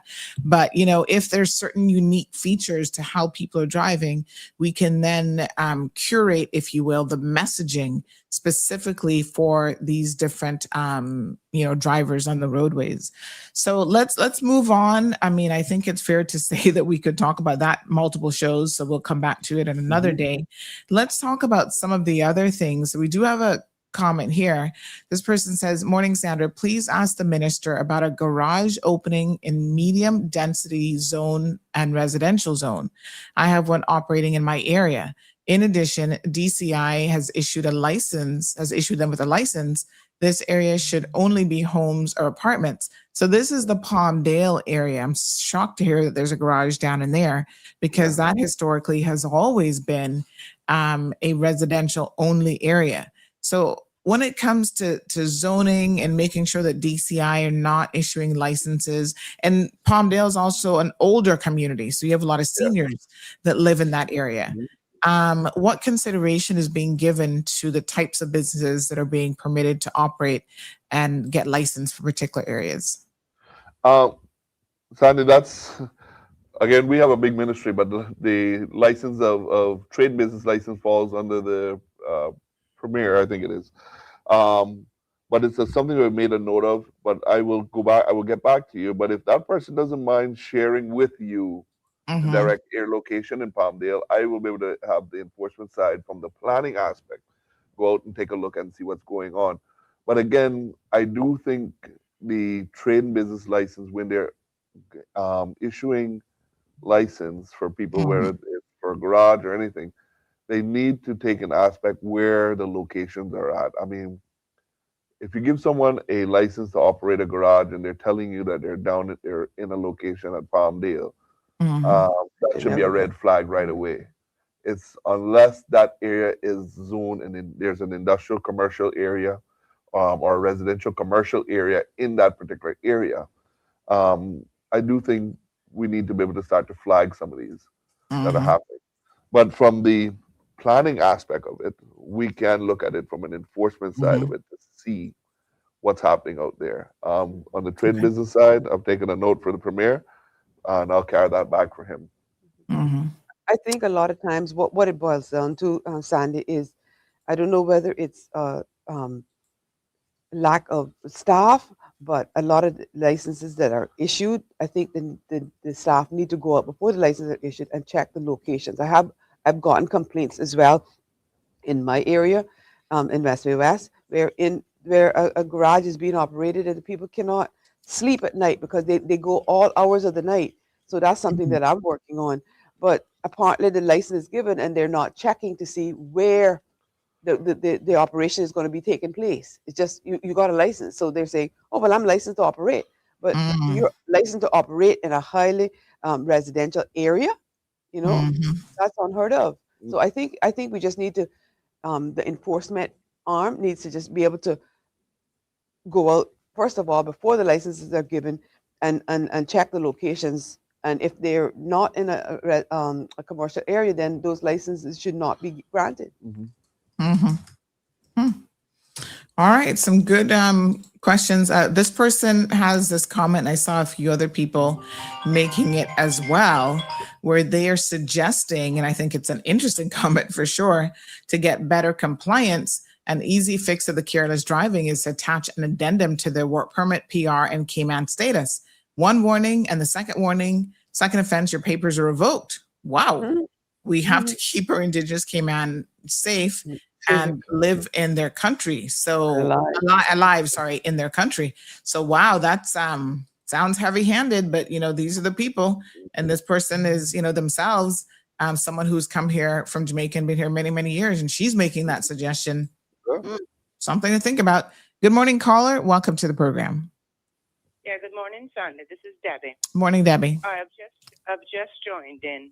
So I'm not sure if this ground has been covered or this topic has been covered as yet. And I'm not really sure if this even fits into the remit of Minister Ebanks or not. But if it hasn't, I would really like to bring this into the public's domain and for the minister to take note, because I have noticed and I have gotten back a lot of positive feedback, not only now, but for, I guess, since the inception of his role as a minister. Minister Ebanks is very, very effective. He is effective, and it doesn't matter what district you are from. If you call him, he's accessible, number one. And if you call him, he gets the job done. And that would be across the board. You don't have to be from the District of Northside. As I said, I've heard many, many, many good things about him. So kudos to Jay. I went to school with your father, Jay, Johnny, and I'm very good friends with your dad. So you may not know me, but I was one of the organizers of the Riff Raff protest. P.S. Hunter, I want to personally thank you on air that we had an issue with in West Bay, in my area, particular Mount Pleasant, where there was dumping of a lot of material, and perhaps people were not aware at that point that there would be no Christmas pickups this last year, December. And I was standing by my back door, and I noticed you, in particular, just before Christmas, you had a government NAR truck, I think it may have been, or public works truck, I'm not sure, going around and picking up all of the mattresses, you know, debris that had been dumped on the side of the roads. And you obviously made that your personal business to have that done so that all of our roads were clean for Christmas. So that's a personal thank you from me, living in the district of Mount Pleasant. You're welcome. Yes, that was a pet peeve of mine, you know, so I made sure that got done. Of mine, but you know, I didn't reach out to anybody, to be fair, because I was like, well, has someone else called? Has this been dealt with? And then you just showed up. And as I said, I was outside my back door that morning, and I watched you do it myself. I also said a personal thank you, and I'm pretty sure that you received that thank you, but I wanted to thank you myself. But moving on, something that I think that is near and dear to everybody's heart, and I don't know if anybody has been paying attention to this or if it's picking up traction. If not, it should. Lorna Bush has started going live on Facebook, and it has to do with the public access. The public access to our beaches, our public beach accesses on the 7 Mile Beach. All of our public beach accesses are now being blocked. For some reason or another, they're being blocked. Most of them now, they have more excuses than Quaker has oats. And whose remit does that fall under? I know it's the land. Right here. What ministry does that fall under? Jay just raised his hands. Right here. So it is, Good. yeah, I can give you a full update on what we're doing with that. Okay, so let's hear Okay, the because- update, Miss Debbie. We'll Okay, listen. because Yeah. I really, it's something needs to be done. Thank you so It's much. ridiculous. It's Mhm. past ridiculous. It's redunculous. Yeah. We have, very, not slowly, but we have watched everything that we have being taken away from us. And as a minority in our own island, we have no access to public beaches. And that includes the Ritz-Carlton, who are making excuses that it's a fire hazard. Well, when I drove by yesterday, they now have a chain link fence, not a chain link fence, but a chain link like gate around it. So if it's a fire hazard, not even a fire truck can enter in through there. So I really would appreciate your feedback on that. Thank you so much, my dear. All right, folks, we are going to have to start wrapping things up here because I know the minister was scheduled to go until 9 o'clock. I don't know if you have any little wiggle room in that schedule, but I know you're very, very busy, so we don't want to wear you out this morning. There's been so many comments and questions, but Minister, tell us about the public beach access because this is obviously a point of concern for Caymanians in particular. It is. And yes, Sandy, I have a 9 a.m. with the ombudsman meeting that I chair in Parliament, and also Pierre sits on that with me. Yes. But Sandra, last month, but just before Ms. Lorna's video came out, I had a meeting with my chief officer, and we were just talking about beach access. And one of the things that we want to do, and I was telling him that I think there's over 230 beach access, somewhere around that number. And I told him, I said, I want to be able to get all of the beach access cleaned and demarked, what needs to be cleared, and mark them out. When I said mark them out, I told him, I said, we need to be able to identify the beach access. So what we had plans on doing is every one of the beach access, we're looking to put a fence along them to allow people to know this is where there's not, I don't want this thing about, well, you can walk through here, this is your access, and then this is mine here.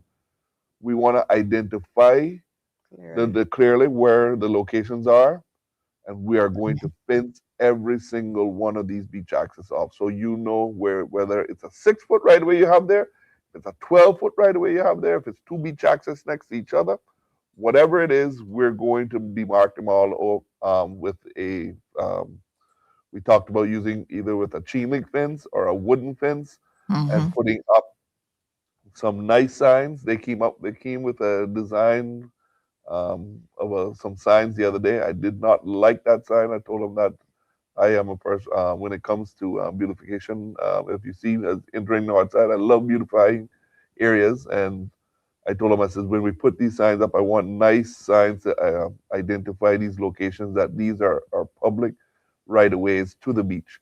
So all of this is actually in the making. We're going to be cleaning up every single one of our beach access right throughout the whole entire island, from east to west. And we're going to identify every one of them, so nobody that can ever cross and say that this beach access is here, or it's being blocked off, or this, or it's being used for a fire lien for this hotel or whatever.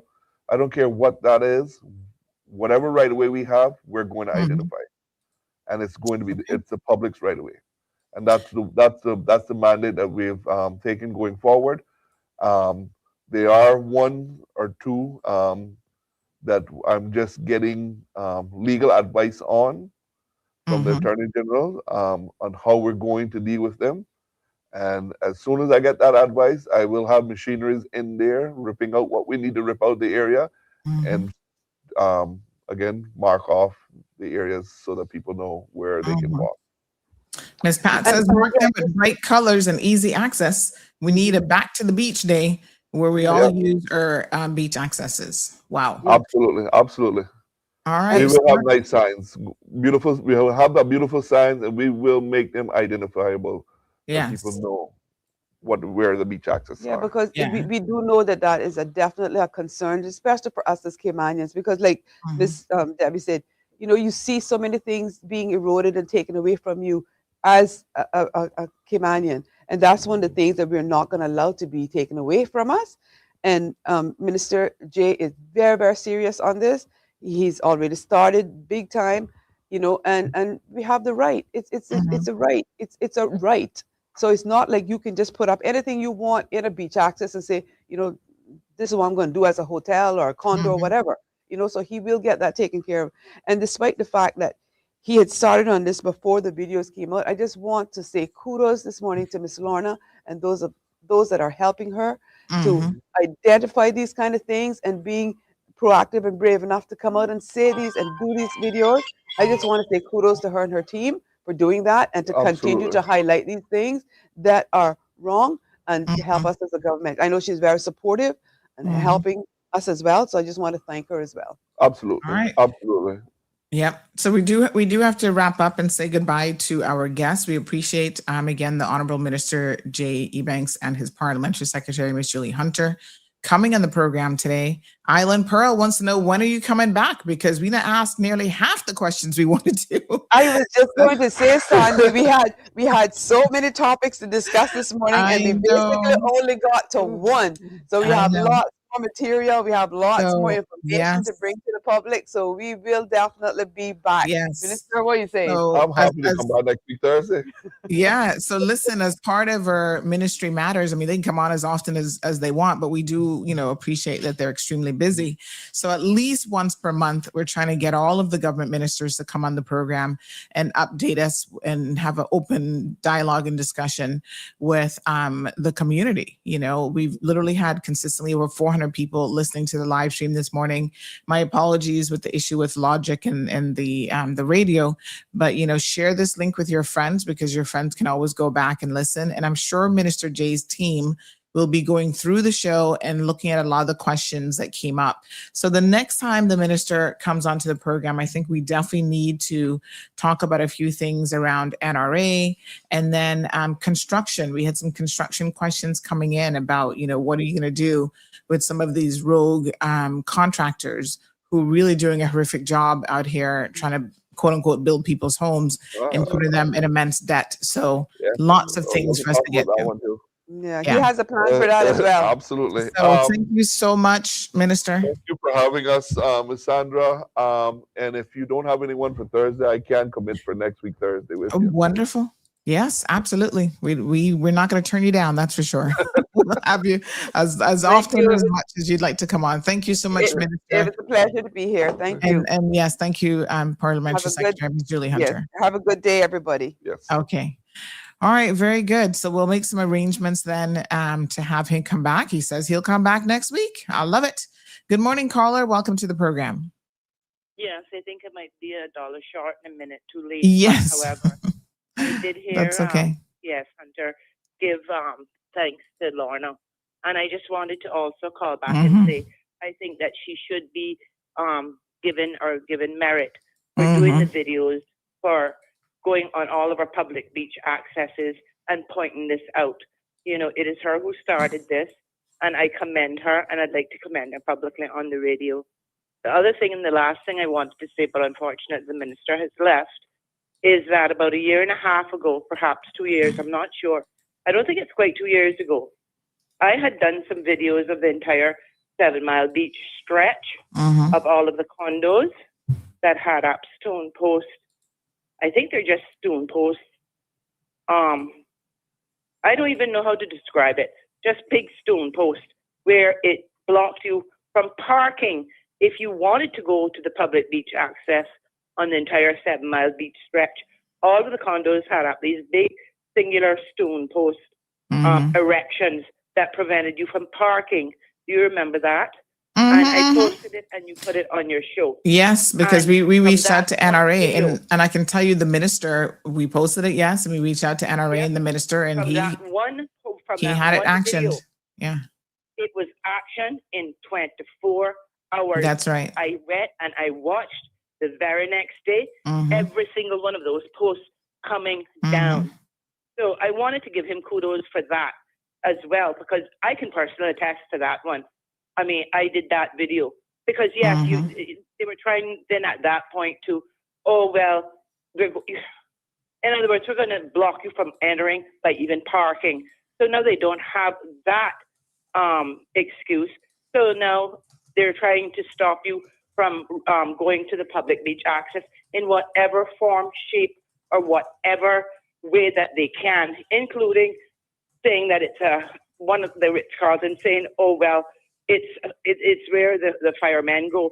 It's for them. But if it's for them, then why do you have it chained off? It's just absolutely crazy. It's absurd, and we have watched them get away with this bit by bit by bit. You give an inch, they take a mile. But yeah, I just wanted to give Lorna kudos and remind him that I know he's effective because those posts came down in 24 hours. So now we have another problem, and we need to deal with it and deal with it very hastily. So that was Thank you so much. Okay, bye-bye. All right, darling. So yes, thank you so much. Lots of comments here. Let me just go back and read a few of these. Aisle 2025 says, yes, have them back on next week. Have them on for longer. About an hour isn't enough. So unfortunately, as he said, he actually had a 9 o'clock. He sits on various committees and so on. So he had a 9 o'clock that they were supposed to attend to. Obviously, they went into a little bit of overtime. Plain and Straight says, thank you for coming on the show. Thank you, says Island Pearl. Shaka Zulu is thanking him as well. Ms. Marjorie says, Minister Jay is doing a great job. Thanks. And Ms. Gloria says, Sandra, book them for every Thursday, okay?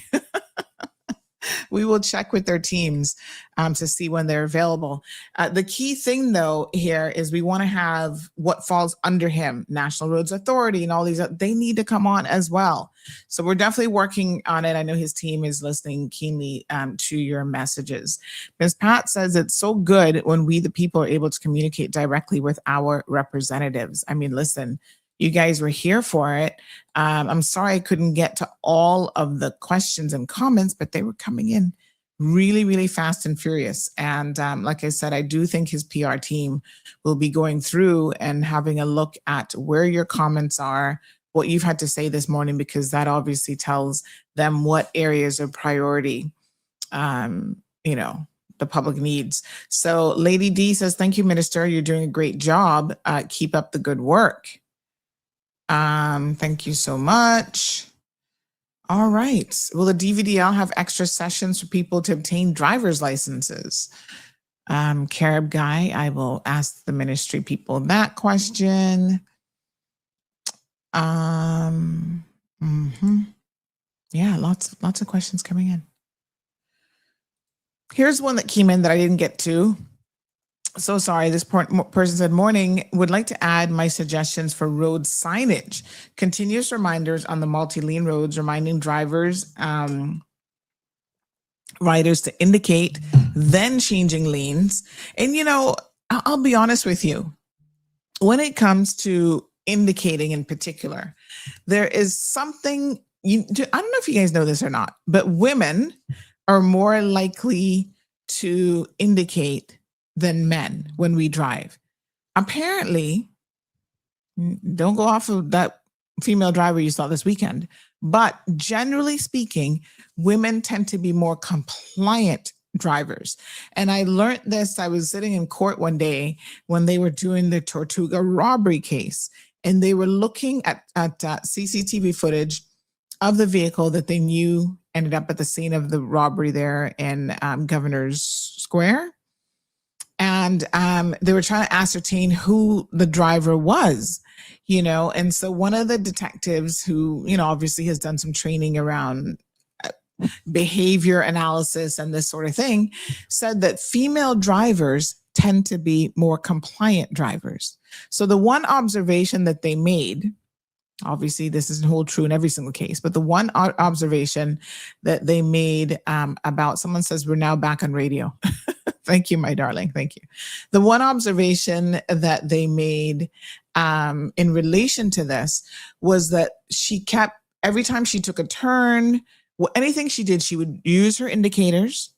She was stopping, giving way. Like she was despite the fact that she was on her way to rob Tortuga, which obviously criminal behavior. She was very, very compliant on the way there as the driver. She was the getaway car. She was the driver. She was the mastermind behind the whole thing. And I thought that was so interesting. And when I even think about behaviors, like when I'm driving with Marlon, right? I always say to him, why aren't you using your indicators more? Honey child, when he's driving my car, I'm like, please put on your indicator. Let people know what you intend to do. I'm an indicator person, honey child. I'm like, listen, if I'm about to turn, I'm putting that indicator on so you know, even in a roundabout, because people do different things in a roundabout. I indicate in a roundabout. You know that one that everybody has an accident that it's Butterfield, but everybody calls it the A.L. Thompson's roundabout right there. You know, that one people get confused. They'd be trying to cut across lanes. When I get in that roundabout in particular, I'm looking, I'm paying attention, I'm checking this side and trying to figure out what people are doing. But the one thing I always do is I use my indicator. If I'm going Cayman Bay, right, I'm going to put on my indicator. So the people there who are stopped, they know I'm not going around to Industrial Parkway. I'm not circling all the way around the roundabout again. Use your indicators. I mean, for real, right? So thank you so much for reminding people, if you're changing lanes, if you are going to go a particular direction, that's where your indicators are supposed to be used. So I implore you to please use your indicators. Also, they go on to say, reminding drivers/riders that it is illegal to change lanes on a solid white, yellow, or double lines. Again, traffic. I mean, these are common things, if you know how to drive on the roadway, that you should be able to know. And is there an email address that is monitored that people can send their suggestions to? I'll ask the ministry staff. But you know, these are, I think what we need is we need ongoing and constant public PS, public service messages around these types of things. Use your indicator, right? Give way in a roundabout to the right. Just like keep it in the front of people's minds at all times. AJ says, I also use my indicator when I'm reversing. When you're reversing, let me think about this. When you're reversing, you're using it to indicate what?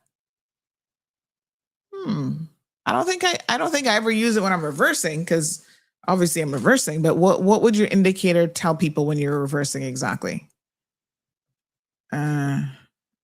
Okay, that's kind of different, AJ. I'd like to hear the logic behind that one because I'm not too sure. Strong Will says, please leave Marlon out. Hello. When you see it, and again, I think it's a combination of male drivers, not for nothing, but he's been here a hot minute now, 15 plus years, but still, he grew up, those formative years, grew up in Jamaica. They make up their own lanes. And Jamaica has some of the wildest driving I have seen. And I've seen some wild driving. But so does India. Like all these big cities, child, they all over the place. They don't have lanes. They just make stuff up. They go in between. And I'm like, what kind of driving is this?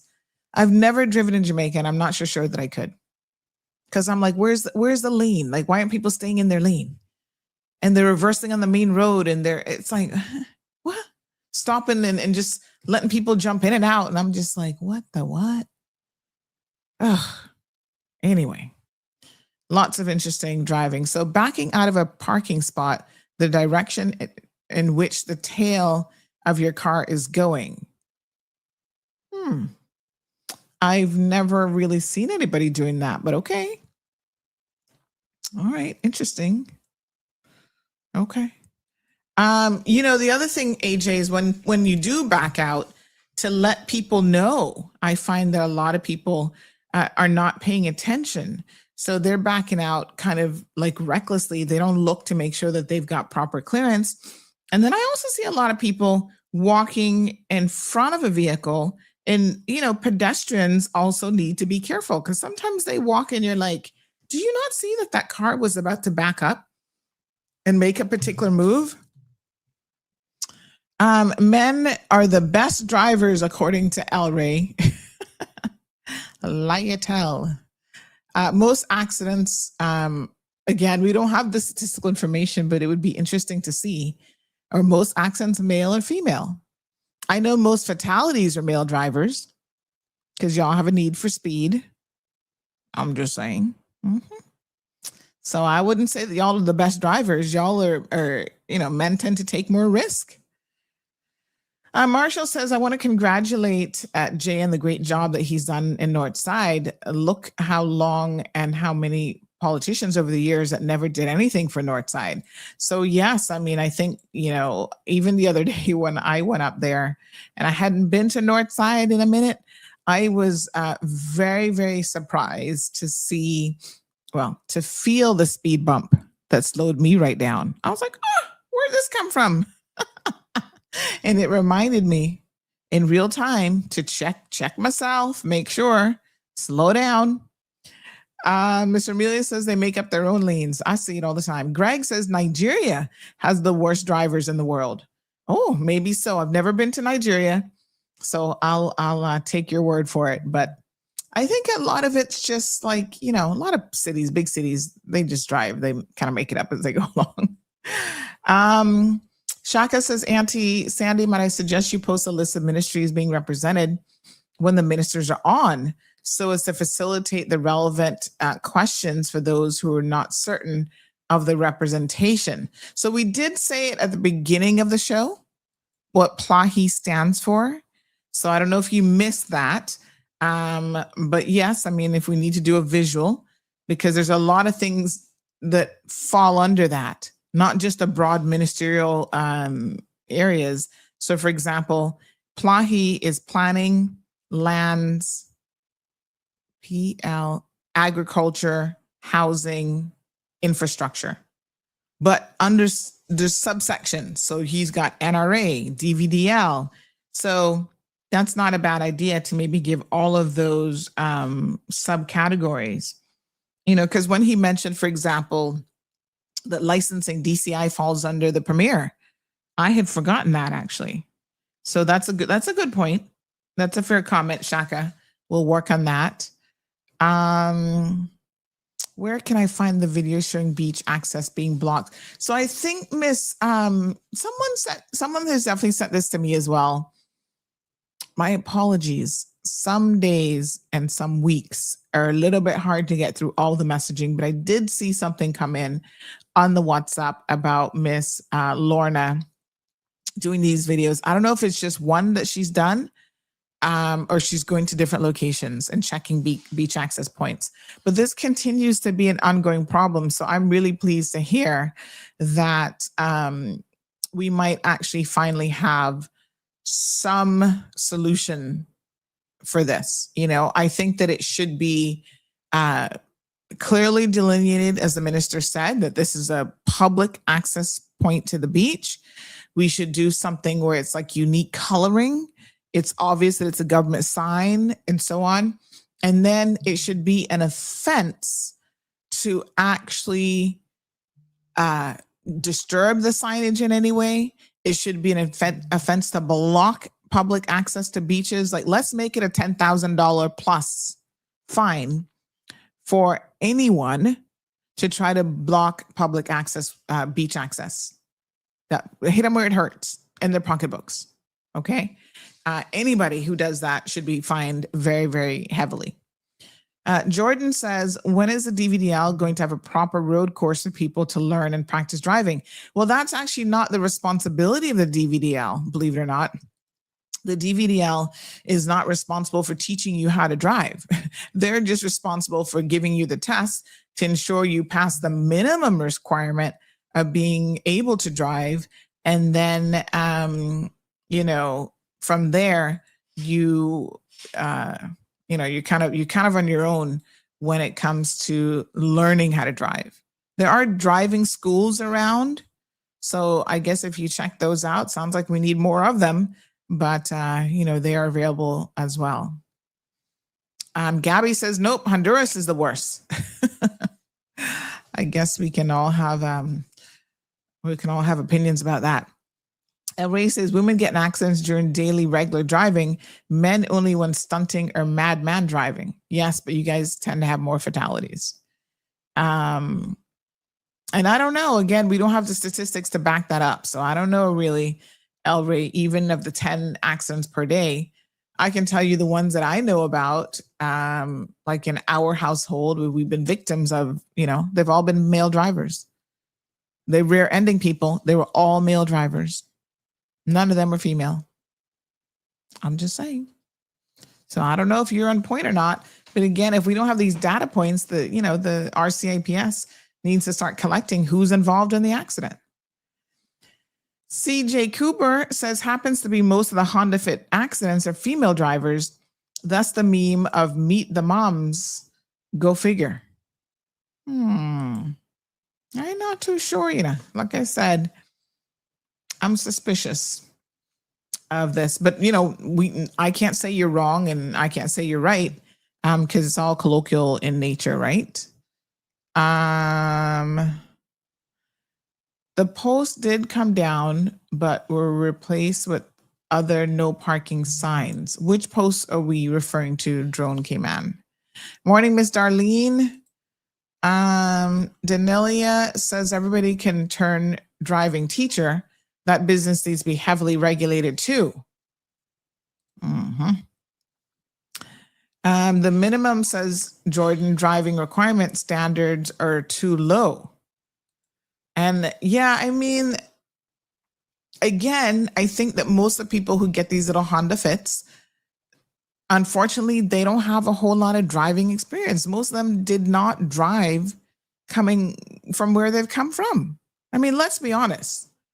The vast majority of Honda Fit drivers are actually expat drivers. Agreed?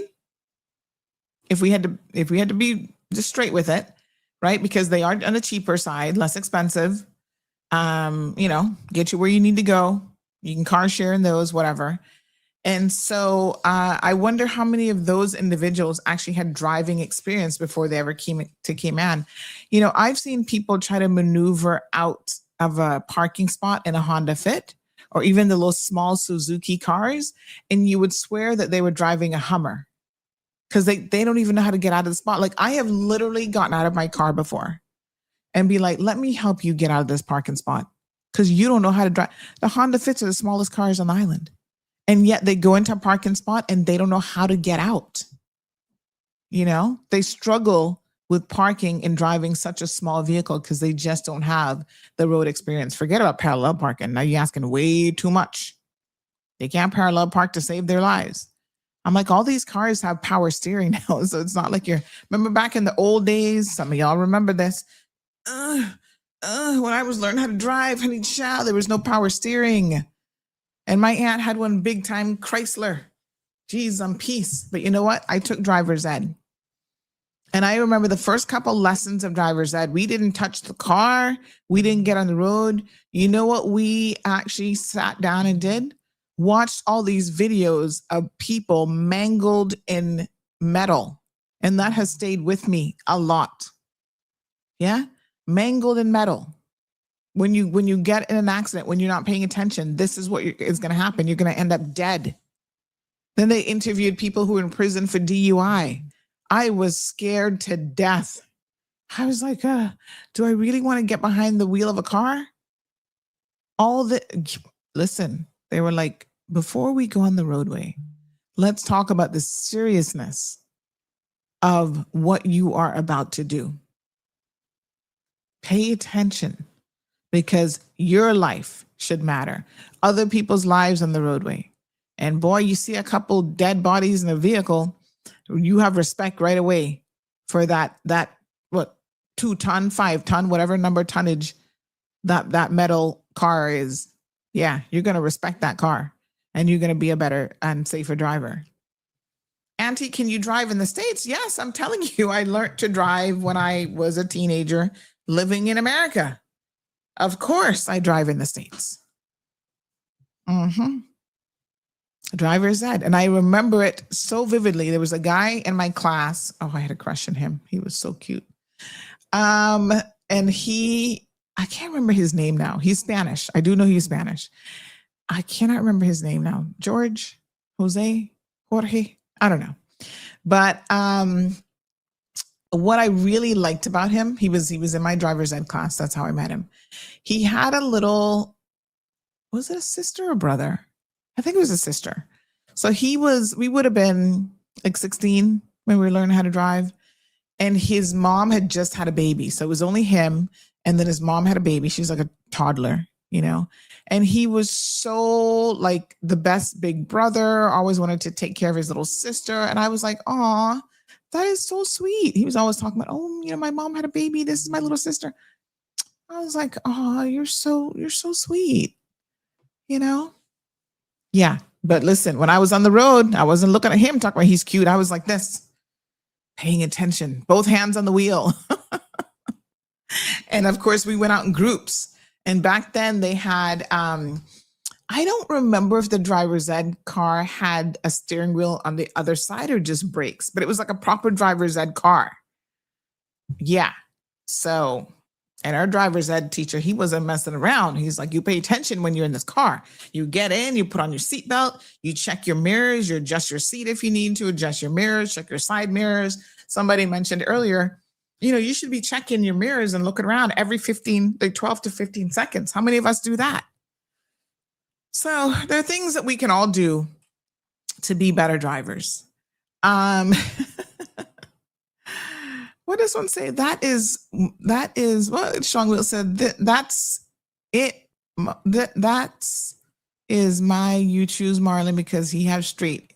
You like straight hair, man. Actually, he has curly hair. Marlon has the best curls. He's got nice curls, nice waves. He has a full head of hair. I love men with a full head of hair. It's not about whether it's straight or not, but I love a man that's got a full head of hair. Yeah. Mm-hmm. I love hair. I love people with beautiful hair. Man or woman, to be honest. I just love people with beautiful hair. That reminds me of, okay, since we're going to talk about my crushes. When I was in high school, I had a crush on a guy. I think he was Middle Eastern Arabic background. And he also had a lot of hair. Good head of hair. But you know what he had that made him so unique and interesting? Strong-willed is he had a white patch. It was like a genetic thing. He was in music class I think this was in the first year of high school. I did piano keyboarding and he had a white patch like right here. Like the whole thing was just like a white patch. And I always thought, oh my God, that is so different and unique. And then the olive skin and, you know, just handsome. Absolutely handsome. All right. Plain and straight. You guys get to hear about everybody. I think that's so handsome. Many of these expats never expected to be able to get a driver's license in their lifetime, much less own a car, says Plain and Straight. Lord have mercy.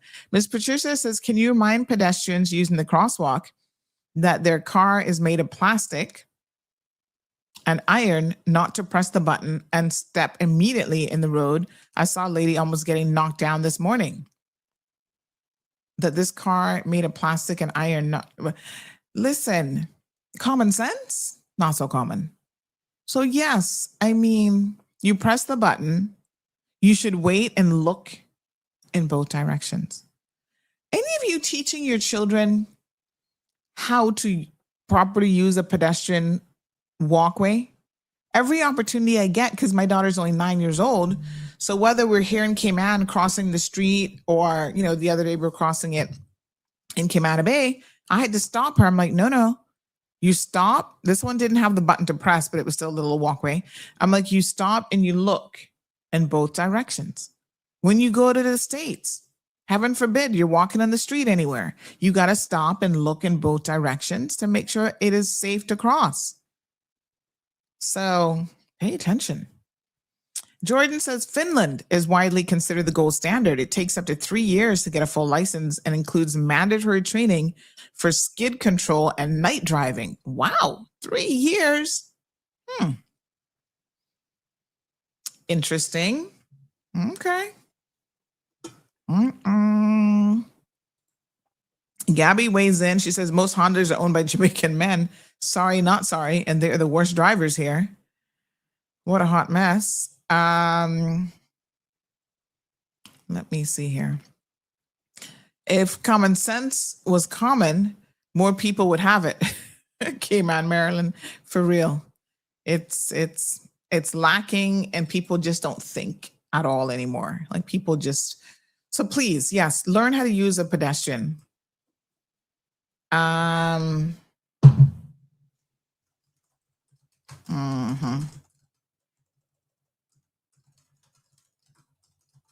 Mhm.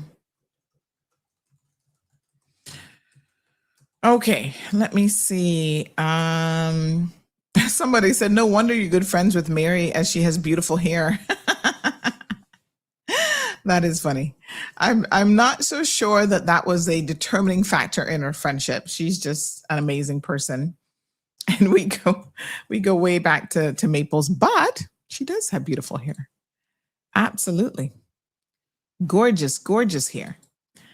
Someone says, yes, they do a 50-point turn to reverse out of a parking space, and it's always a tiny female Filipino. Oh, God. Here's another person who says the smallest cars and can't get out, almost tearing off the side of the car beside them. It just comes down to practice. So someone also reminded that this ministry has transportation, which we did want to get a little bit to about public transportation reform, but we'll save that for next week then. They have public transport and ports as well. So they have ports, air, land, and sea. And yeah. So public transport appeals tribunal. Oh, is this a current position? Oh, send that to me so I can post that. There seems to be a vacancy there.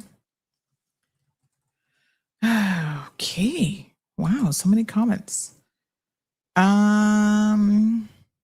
Good day. John Gray High School expects too much when it comes to their dress down days. They complain about the wrong footwear. Oh Lord. Okay, I'll review that one later. Good morning. Okay.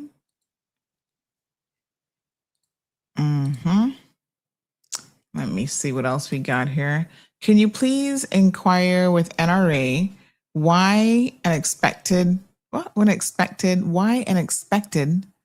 was hired as department director? What do you mean expected of NRA when we have 2 qualified Caymanians? Okay, let me reread this. I think they meant to say an expat, not expected. Can you please inquire with NRA why an expat, maybe, was hired as deputy director, not department, deputy. Try and fill out the full word, honey child, because DEPT is short for department, but I think you meant deputy director of NRA. When we have 2 qualified Caymanian employees whose qualifications for the job, who qualified the job and applied, Mr. Jackson and Mr. Brian Chin. Please keep me anonymous. Did they both apply for the job, though? I mean, sometimes these people don't apply for jobs. I don't know. I'm just asking the question as someone who doesn't really know. But, you know, normally they can't just release information on hiring quite like that. But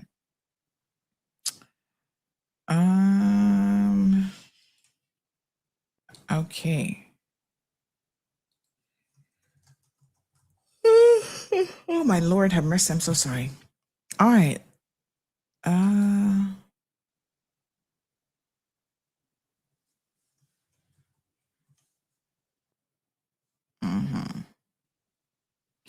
Don't need to say my name. That's okay. Accents are caused by Asians. Oh, so let's see here. Good morning.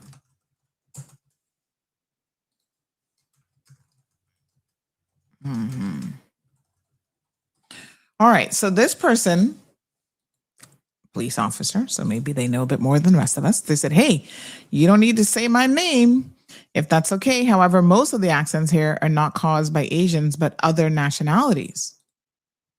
I'm curious to know if you had to name the top 3 nationalities, what what would it be? Because I'm curious. I think that, to be fair to the little Filipino drivers and stuff, they might not be like the best at certain maneuvers, like getting out of vehicles and stuff like that, but they're probably not the ones having all the accidents either. So I'm curious as to who in this person's, they are in a better position because they're police. And I think they actually might do traffic. Who do they think? It's interesting. Shaka says, I agree with Jordan, and Germany is not very different, especially with almost 4,000 driver's license costs. 4,000 euros? 4,000 euros to get a driver's license? Wow. Yes, thank you. For me, I think court is at 4:00. I think. Because I have a case management hearing. I think it's at 4:00. So they don't do those, like they do like mentions and stuff in the morning. All right. But yes, I gotta make sure I get there, child. I want the court issuing no warrant for me. Someone says in Canada, it is 20 to 36 months to get a full driver's license.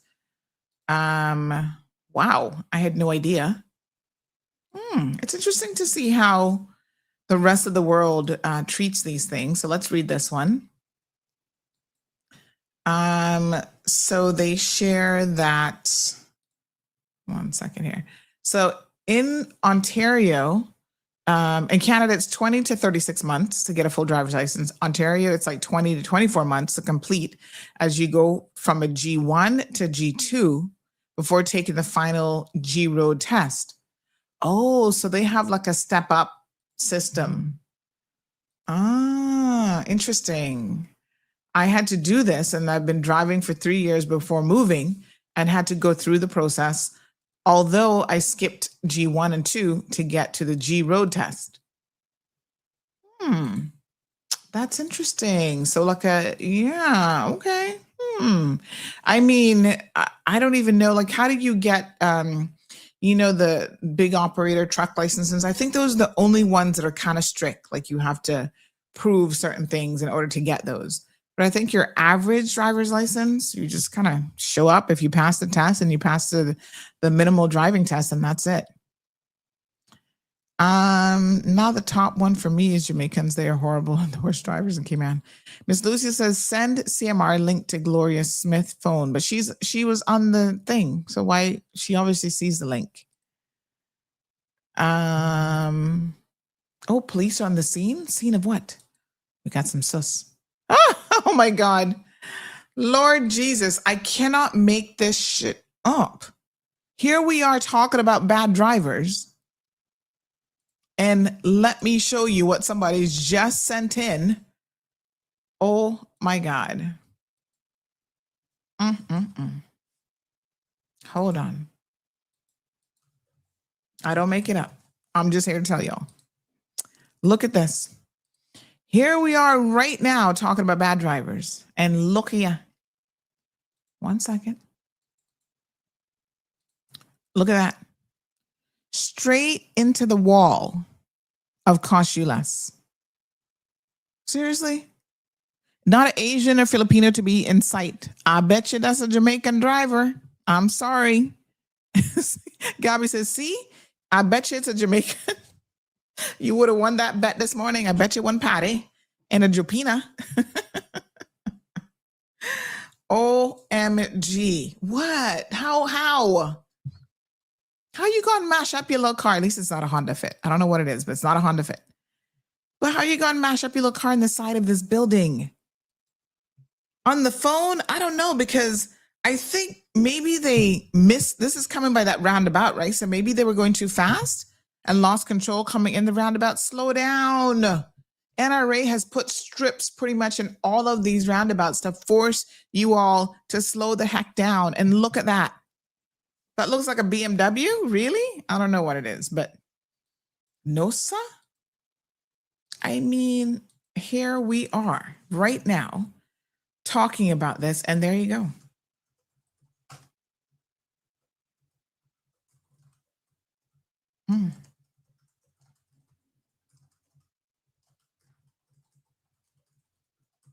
No, sir. Ah. This person says, I love what you say about pedestrian crossings. Persons are using the crossings the wrong way. They need to stop, look, press the button for the lights to activate, and wait until the vehicle stops. A lot of distracted drivers are on our roads, and we should never assume that they see us at the crossings. Your safety is your priority. Stop, look, and press, and then walk when the vehicles stop.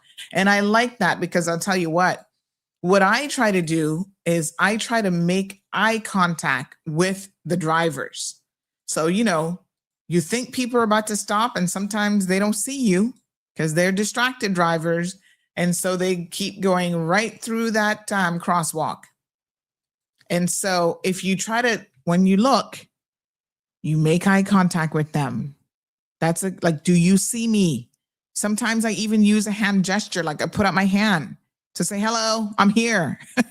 So that way, when they see me, they're like, yeah, okay. So come on, folks, do better with the crosswalks. Toyota Mark X says, Andrew, I don't know what that car is. Somebody said maybe it's an Audi. No clue. Still looking for the $3.99 bed sheet special. Ellery. Jordan says, don't. An Audi? Is it an Audi? I don't know, but that's some bad driving. Exactly. So why come here feeling entitled when their countries have strict rules in place? So why should we just not take the extra step to protect our roads? Well, Lady D, let's also be honest that some of the worst drivers, this is what I think in terms of the worst drivers. Somebody said they're going to try to get me the list. They're police. They're going to let me know. I think Jamaicans are in the number one spot. Caymanians, hello. You know that enough of y'all don't know how to drive either. I'm going to go Jamaicans, Caymanians, and then tourists. I'm going to lump them together. And then in number 4, I'm going to say the Filipino community. If I had to pick the top 4, that's the order I'd put them in. Jamaicans, Caymanians, tourists, because they always confuse, driving on the wrong down the wrong way. I mean, yeah, they don't know how to use a roundabout. So I think they are just more likely to have an accident being, in a foreign situation. And then after that, then I would say the Filipinos, just because they're such a large population. And yeah, some of them have never driven in their lives either. So that would be my top 4. But you realize Caymanians in the mix too, Mm-hmm. The distracted driving, the not paying attention, yelling at the kids in the back of the car, looking back and yelling at them and go run up in somebody. Mm-hmm. Not giving enough car length between vehicles. So, all of that happens. Just trying to get by says this show seems to be very anti-immigrant. It's not. It's not at all. If you were a regular listener to the program, you would know that that's not the case. AJ says it looks like an Audi. If that happened in the US, that car would have been inside the building because of how cheaply they design their buildings. Ay. Cayman seems to be trying to reinvent the wheel when it comes to driver's license and traffic systems, whilst countries like Germany set the gold standard for operating vehicles in public spaces. For example, the Autobahn. And Audi, that expensive car, hope they have insurance because y'all be driving y'all rich on insurance. What? Elray says Caymanians, they the best drivers. No, they're not. No. Not at all. All right. Well, continue to be safe out there, folks. Slow down. Take your time. And yeah.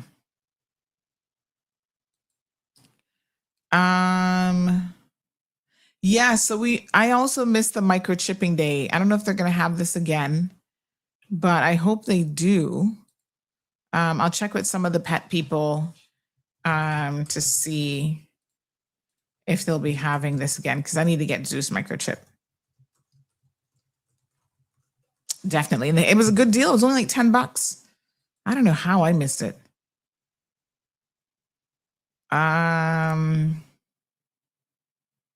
But yeah. Oh, shoot. Okay, hold on. I think you have to ring the bell.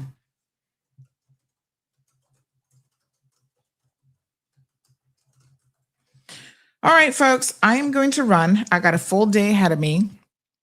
I got quite a few emails I need to respond to and some paperwork to submit today. And yeah. So Lady D says these pedestrian crossings are put in the wrong location. Why put them on the exit of a roundabout? They should put them further away from approaching or exiting a roundabout. I don't think that that's right, though. Normally, they don't put them anywhere near a roundabout if they can help it, because that's a recipe for disaster. But for example, I'm thinking about the one by A.L. Thompson's. That's a good distance from the actual roundabout. It's still a very congested area.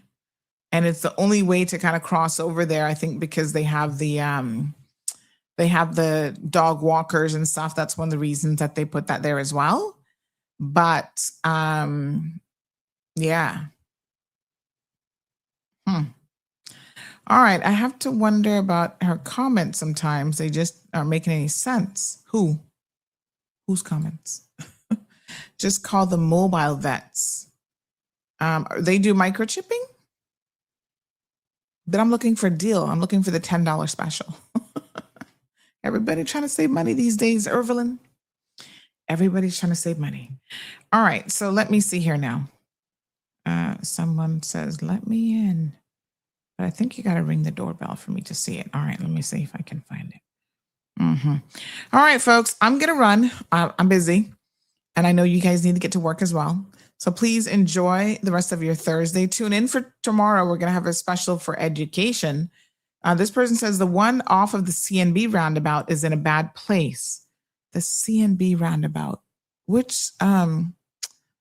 the one coming up to Midtown Plaza, Farmers Market and Education Building. Oh, yes. Yeah. I agree that one should have been further. But that whole little strip right there, I'm not so sure a roundabout should go there. Because again, that's really, really difficult. You know, because you have like 3 lanes. You have people coming. I don't think you can't turn there because they put a little sidewalk thing there, the little divider. So you can't turn there anymore. But yeah, that's a tough one. But I'm trying to remember how that roundabout looks. Don't they have a piece in the middle where you stop in the middle? And then you can, like, instead of just walking straight, they have like a little piece where if you need to stop, you stop and then you continue on. I need to get a visual of that roundabout again. The crosswalk, my apologies. We should even do videos on how to properly use a crosswalk. Because, again, you'd be surprised. Oh, my goodness. All right. Okay. I don't know who y'all talking about. Should get over. Okay, y'all need to stop fighting. Cut it out. Cut out the fighting. Cut out the fighting in the comment section. All right, get back to work. We all need y'all to work and earn some money and pay your bills. We all got bills to pay. Pay them on time, honey, chill. And we will see you guys tomorrow. So tune in tomorrow. There's the education conference, which we'll be live streaming on the program tomorrow morning. Okay, folks. Have a good one. Newlands is the worst roundabout. Lord have mercy. Have a blessed day, folks. See you guys tomorrow morning. Bye-bye for now. Thank you for tuning in to another episode of The Cold Hard Truth on Bobo 89.1 FM. Cayman's #1 talk show is live weekdays from 7:30 a.m. Never miss an episode again. Watch anytime on CMR's Facebook and YouTube channels for the latest show episodes. Don't forget to follow us online on our social media channels and visit CaymanMarlRoad.com for all the latest news and community happenings.